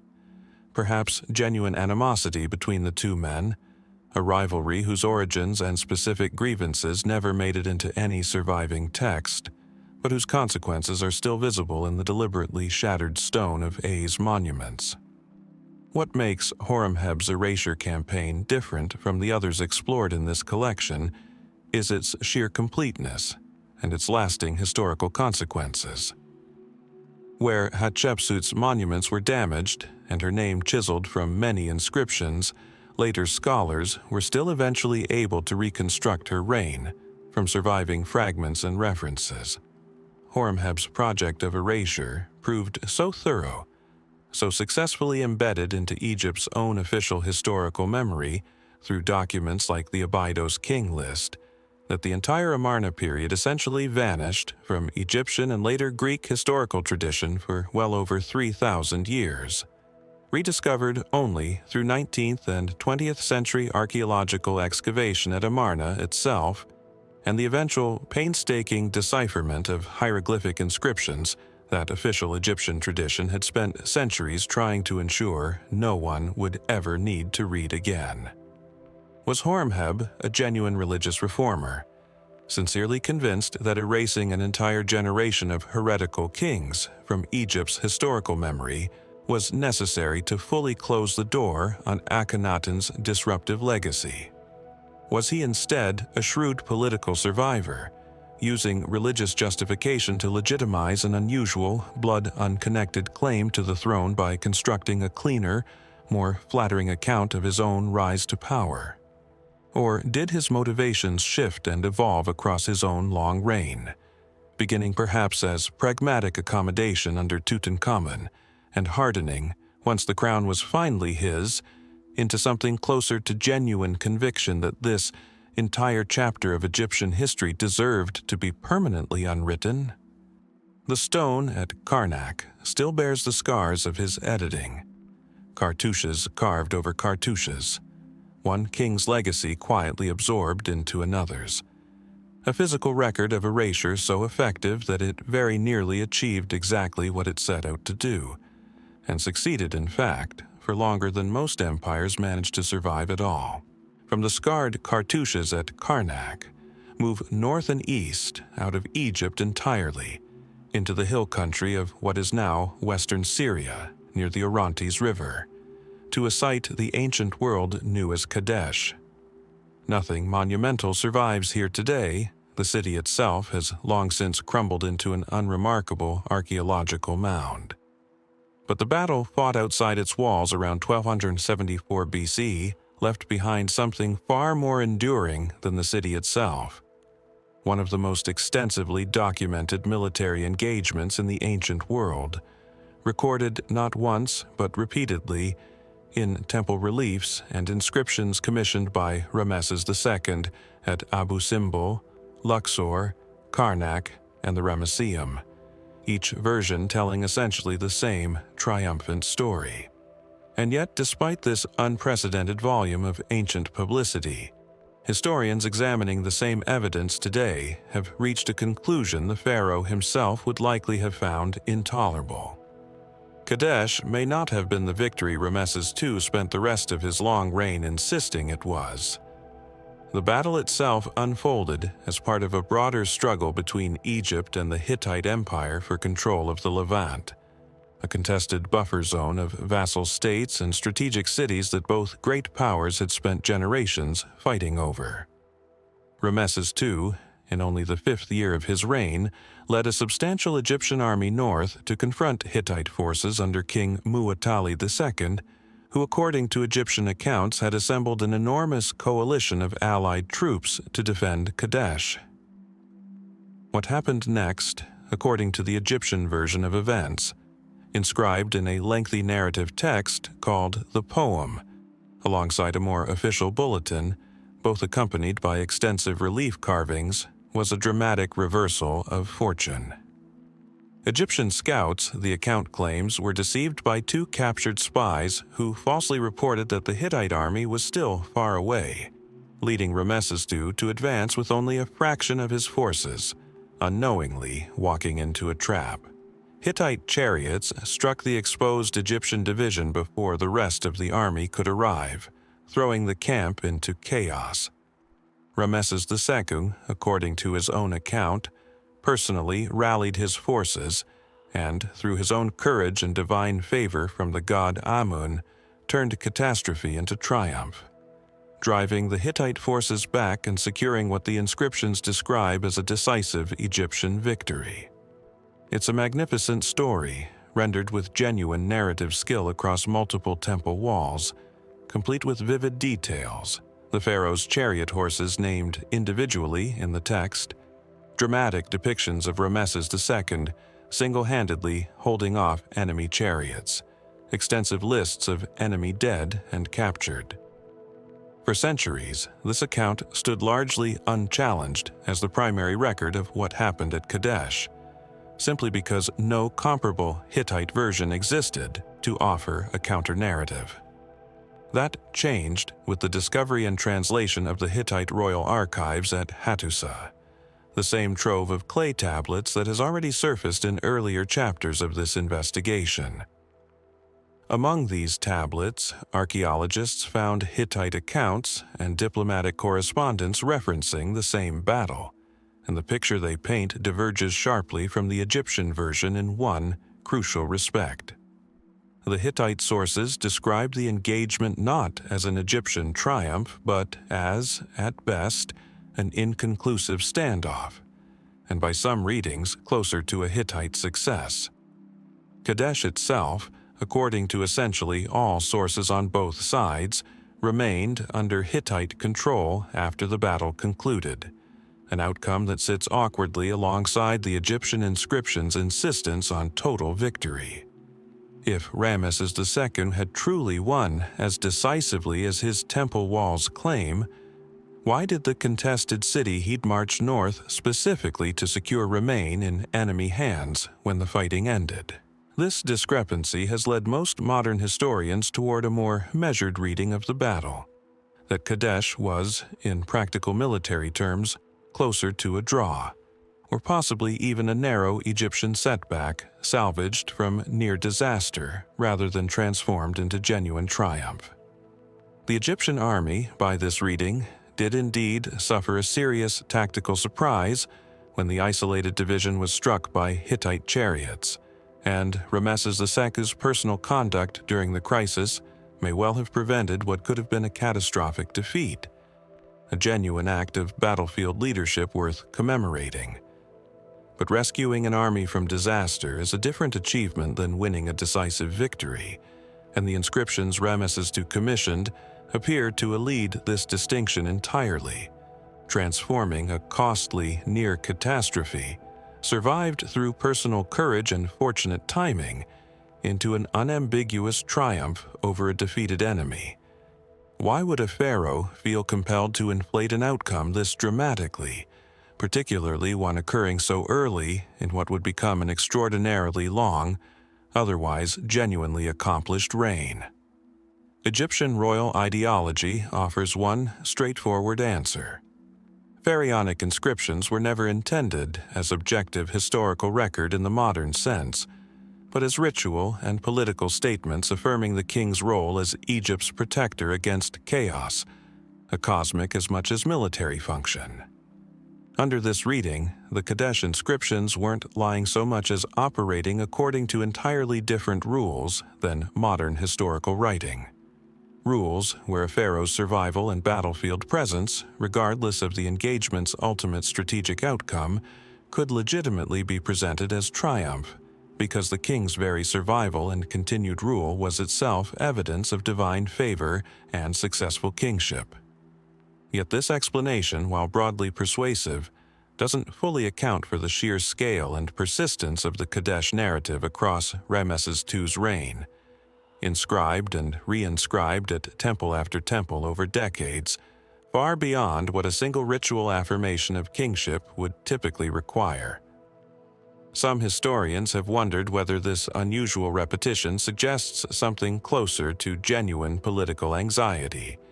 A young pharaoh, only 5 years into his reign, who understood that a battlefield surprise this severe, if accurately reported, could have seriously damaged his standing at a vulnerable early stage of his kingship, and who therefore invested enormous resources into ensuring the alternative, more flattering narrative became the only version most Egyptians would ever encounter.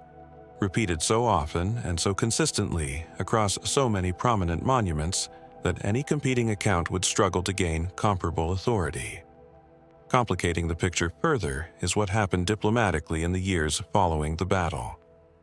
Despite the temple inscriptions' claims of overwhelming victory, actual military conflict between Egypt and the Hittites continued intermittently for another 15 years or so after Kadesh, suggesting the battle itself resolved very little of the underlying strategic contest between the two empires.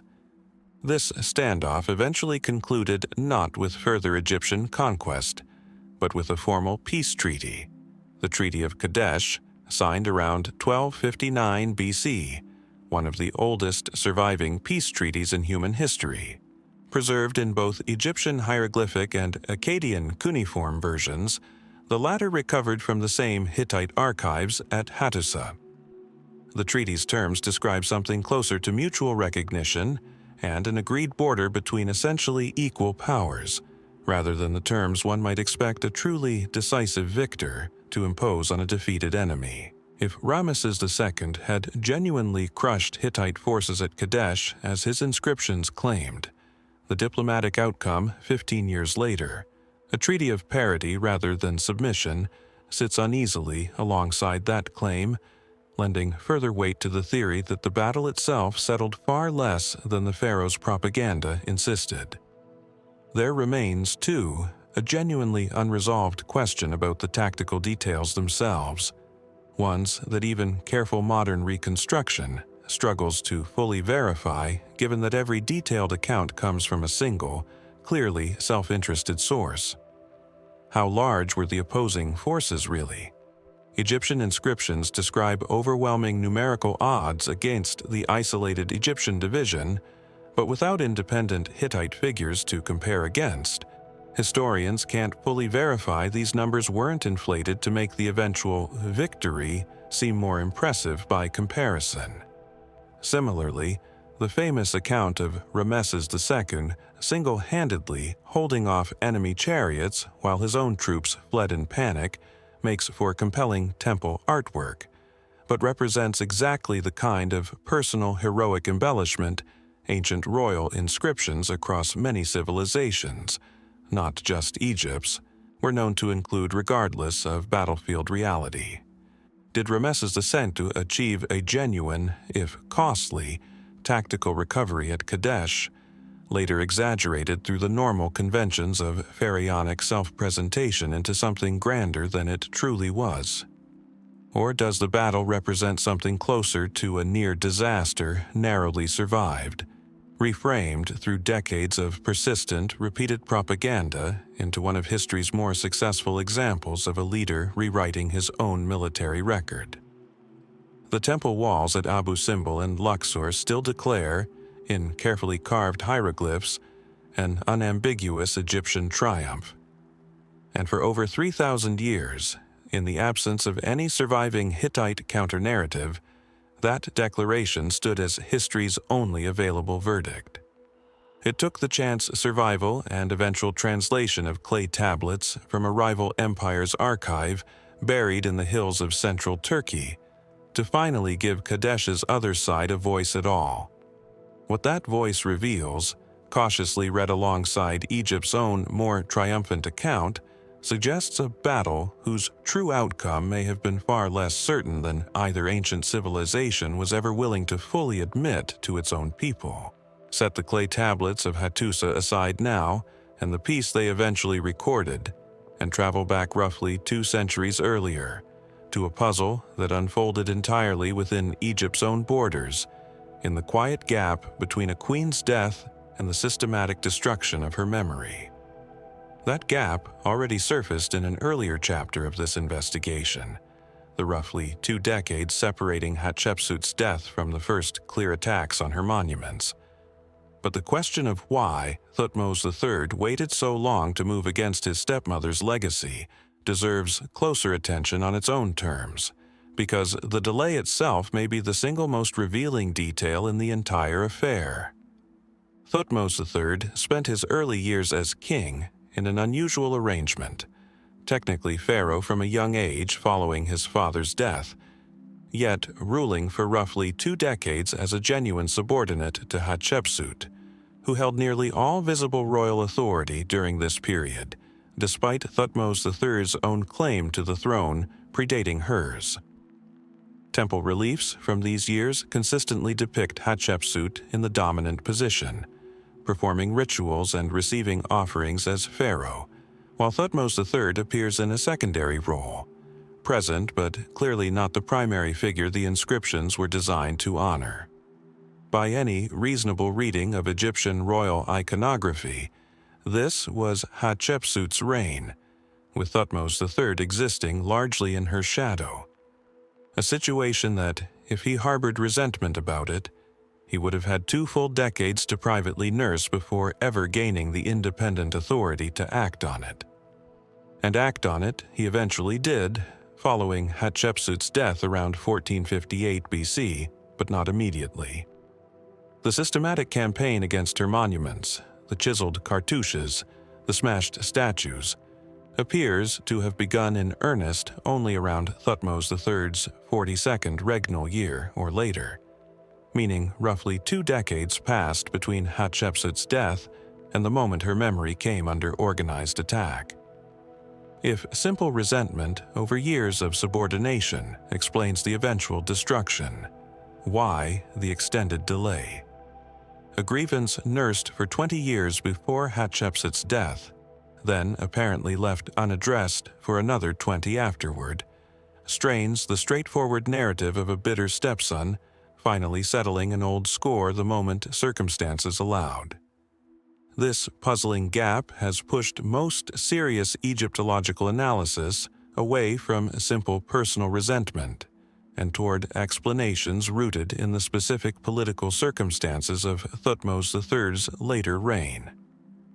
By the time the attacks on Hatshepsut's monuments began, Thutmose III was an old man himself, having spent decades establishing an extraordinarily successful independent military record, numerous campaigns into the Levant, a reputation as one of Egypt's most accomplished warrior pharaohs, achievements that had nothing to do with Hatshepsut and everything to do with his own considerable abilities once he finally held unchallenged authority.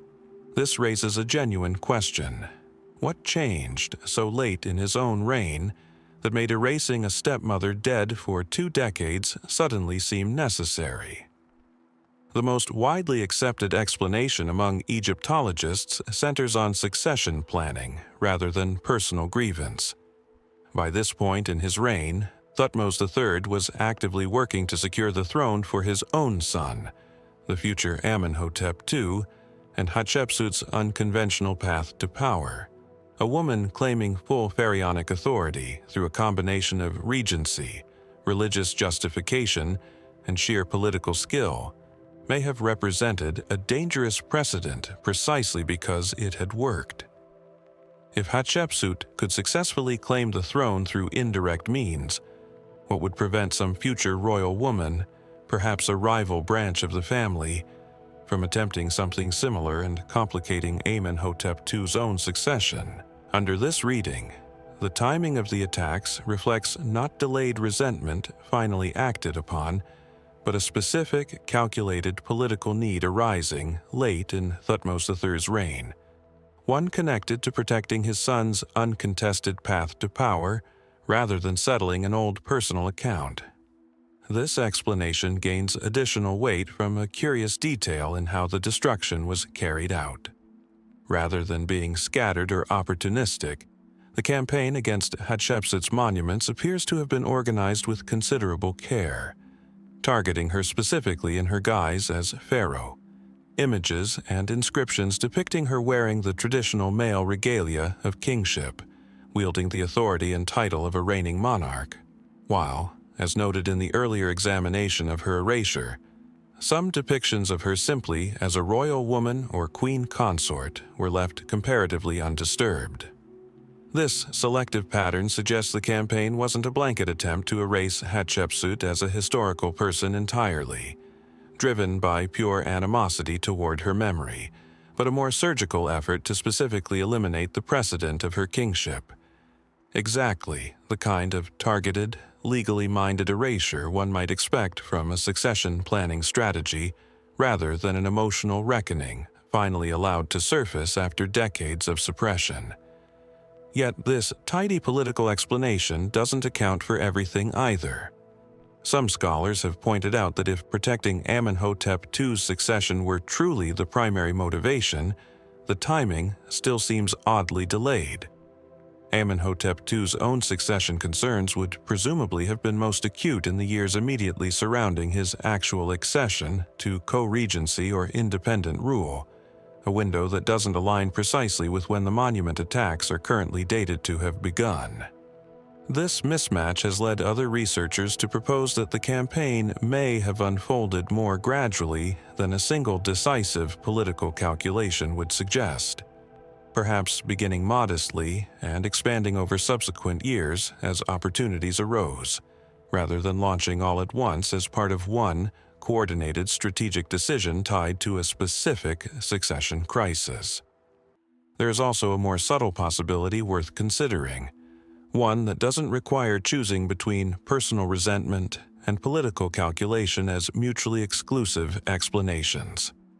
20 years is a long time, long enough for a young co-ruler's private feelings about his subordinate position to evolve considerably by the time he possessed the independent authority to act on them freely. Perhaps what changed wasn't a single triggering event, but simply the accumulated weight of decades during which Thutmose III's own reputation and achievements grew to overshadow, in his own mind, and perhaps in Egypt's broader perception, whatever authority Hatshepsut had once held over him. An old, accomplished warrior king near the end of a genuinely impressive reign, looking back at the record of his early subordination, might have felt a different, more settled kind of motivation to finally rewrite that record than an angry young co-ruler freshly emerged from his stepmother's shadow would have felt in the immediate aftermath of her death. Less raw grievance, perhaps, and more a mature ruler's careful, unhurried tidying of his own historical legacy before it passed permanently out of his control. The destruction itself, once it began, appears to have continued for a considerable stretch of time, extending in some cases into the reign of Amenhotep II himself, suggesting whatever process was underway wasn't completed within a single tightly organized campaign, but rather unfolded across years, possibly even outliving Thutmose III's own reign entirely. This extended timeline raises its own quiet question. Was Thutmose III still personally directing this effort in its later stages, or had it become, by that point, simply the ongoing administrative momentum of a state bureaucracy carrying out a policy whose original architect may no longer have been closely involved in its day-to-day execution? Why, then, did Thutmose III wait roughly 2 decades after Hatshepsut's death before moving systematically against her memory? Was it a carefully timed political maneuver, launched precisely when his son's succession made eliminating her precedent newly urgent? Was it the slow culmination of decades of quietly evolving personal feeling, finally acted upon once age and unchallenged authority provided both the opportunity and the inclination? Or does the truth lie in some combination the surviving evidence simply cannot fully disentangle? Political necessity and personal history intertwined so completely that even Thutmose III himself might not have drawn a clean line between the two? The chiseled cartouches at Deir el-Bahari and elsewhere record the fact of the erasure with perfect clarity. They say nothing at all about the 2 decades of silence that preceded it, or what precisely finally broke that silence when it did. That goatskin-wrapped mummy, catalogued for decades in the Egyptian Museum simply as Unknown Man E, deserves a closer look than the brief mention it received earlier in this investigation. Wrapped in ritually unclean material, denied the careful mummification his royal status should have guaranteed, positioned in death as though someone wanted both his body and his memory permanently disgraced. This anonymous mummy sits at the center of one of the more chilling identity puzzles to emerge from Egypt's long history of court intrigue. If the current scientific consensus holds, this is Pentawer, the son who allegedly conspired to murder his own father, Ramesses III, in a plot that very nearly succeeded. The written record of Pentawer's existence comes almost entirely from the Turin judicial papyrus, the court document already introduced in an earlier chapter describing the harem conspiracy, a plot orchestrated by one of Ramesses III's secondary wives, Ti, aiming to place her own son on the throne instead of the officially designated heir. The papyrus names this son only by the title King's Son, followed by an unusual designation that Egyptologists have translated as roughly Pentawer, though the text conspicuously avoids referring to him by any formal royal name he might otherwise have held, a detail scholars believe was deliberate, a form of damnatio memoriae applied even within the trial documents themselves, stripping the accused prince of full identity before the proceedings had even concluded.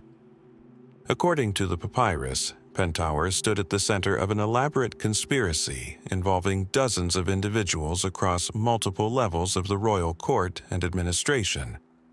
Harem officials responsible for managing the women's quarters, a treasury overseer with access to resources that could fund the plot, military commanders who might provide the muscle needed to seize control once the assassination succeeded, and, strikingly, individuals described as practitioners of magic, accused of crafting wax figures and reciting spells intended to incapacitate palace guards and manipulate the outcome in the conspirators' favor.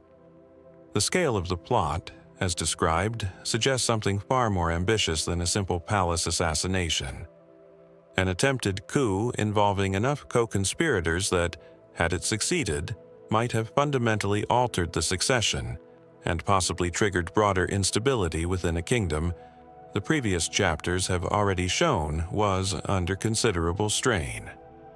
The trial records describe multiple tribunals convened to judge the conspirators, and the fates handed down varied in their severity, though the documents are notably reluctant to specify execution directly for the most elite defendants, instead using euphemistic language suggesting several were allowed to take their own lives, a distinction that mattered enormously in Egyptian religious terms. since a state execution and a permitted suicide carried very different implications for one's treatment in the afterlife, and possibly reflected an effort to extend some final mercy, or at least some preservation of status, to conspirators who included members of the royal family itself. Pentawer's own fate, according to most interpretations of the surviving fragments, followed this pattern, compelled toward suicide rather than formally executed, a resolution that acknowledged his royal blood even while condemning him for the crime.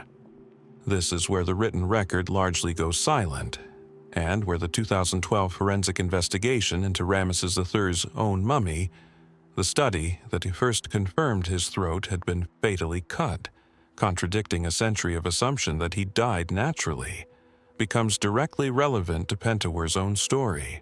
The same research team that examined Ramesses III's mummy also turned attention to unknown man E, the unnamed body found in the same royal cache, wrapped in that ritually unclean goat skin and buried without the careful preservation techniques normally reserved for royal remains.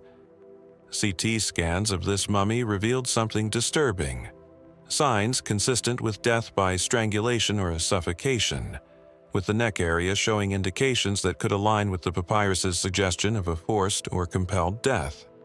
Though the specific method, whether hanging, strangulation, or some other means employed for these compelled royal suicides, remains difficult to determine conclusively from skeletal and soft tissue evidence alone. DNA analysis conducted as part of the same investigation compared genetic material from unknown man E against confirmed samples from Ramesses III, and found a father-son relationship consistent with what a match to Pentawer would require, alongside genetic similarities suggesting close family relation extending across multiple generations of the royal line. This genetic evidence, combined with the unusual burial treatment so consistent with the disgraced status Pentawer would have held following his implication in the conspiracy, has led most researchers involved in the study to identify unknown man E as Pentawer with reasonable, if not absolute, confidence. Yet, even with this scientific evidence, significant uncertainty remains woven through nearly every layer of the identification. DNA analysis of ancient Egyptian royal mummies, while increasingly sophisticated, still faces genuine technical challenges related to sample degradation, potential contamination accumulated across a mummy's long history of study and handling, and the difficulty of establishing precise familial relationships, father and son, versus uncle and nephew, versus other close relations, when working with degraded ancient genetic material rather than the complete genomes available for living subjects. The confidence level researchers can honestly claim for this identification, while reasonably strong, falls short of the absolute certainty a formal inscription naming the mummy would have provided had one survived. Beyond the technical questions of the identification itself lies a more human mystery. What actually drove a king's son to conspire in his own father's murder? The Turin Papyrus, focused primarily on documenting the conspiracy's mechanics and assigning appropriate punishment, offers little insight into Pentawer's personal motivations or state of mind, leaving historians to reconstruct his likely reasoning from the broader political circumstances already explored in earlier chapters. Was Pentawer driven primarily by his own ambition, a prince who believed himself more capable or more deserving of the throne than his father's chosen heir? Or was he, as some historians have wondered, more genuinely a pawn in his mother T's ambitions, a young man swept into a conspiracy orchestrated primarily by an ambitious secondary wife determined to see her own bloodline inherit Egypt's throne, whatever the personal cost to her son if the plot failed? This question of agency versus manipulation carries real weight for how we understand Pentawer's ultimate fate. If he was primarily a willing, ambitious participant, his compelled suicide reads as a form of justice, however harsh, appropriate to genuine treason against his own father and king. But if he was substantially a pawn, pressured or manipulated by his mother and the broader network of conspirators who stood to benefit from his ascension, then his death takes on a more tragic dimension. A young man destroyed by ambitions that were never fully his own, paying with his life for a plot he may have had limited genuine control over, caught in a conspiracy larger than his own individual choices could account for. There's also a broader question the Pentawer case raises about the reliability of the Turin judicial papyrus itself as a historical source. Court documents produced by a regime actively working to punish conspirators against the crown carry inherent bias, potentially exaggerating the scope of the plot, the certainty of various defendants' guilt, or the specific roles individual conspirators played in service of presenting a unified, thoroughly justified narrative of treason uncovered and appropriately punished. How much of what the papyrus describes reflects an accurate reconstruction of what actually happened within the royal harem, and how much reflects the version of events the surviving royal family and court most needed to be true in order to restore confidence and stability following such a serious threat to the throne? The document that convicted Pentawer may itself deserve the same scrutiny that its named subject received. Was unknown. Mani truly Pentawer, a prince compelled to end his own life after a failed conspiracy against his father. Does the goatskin wrapping and disgraced burial reflect confirmed guilt, or could it represent punishment disproportionate to a more limited, coerced role in a plot largely engineered by others? And what does it mean that the most detailed physical evidence connecting this mummy to history's most notorious Egyptian palace conspiracy still rests on genetic analysis that, however careful, cannot fully replace the certainty a name, properly inscribed, would have provided? The wrapped, anonymous body in the Egyptian Museum has yielded its DNA to modern science, its bones to CT scanners, its likely identity to careful forensic reconstruction. And yet the full truth of what happened between a father and the son accused of trying to kill him remains, in its most human dimensions, locked as tightly as it was the day this mummy was first denied the dignity its royal blood should have guaranteed.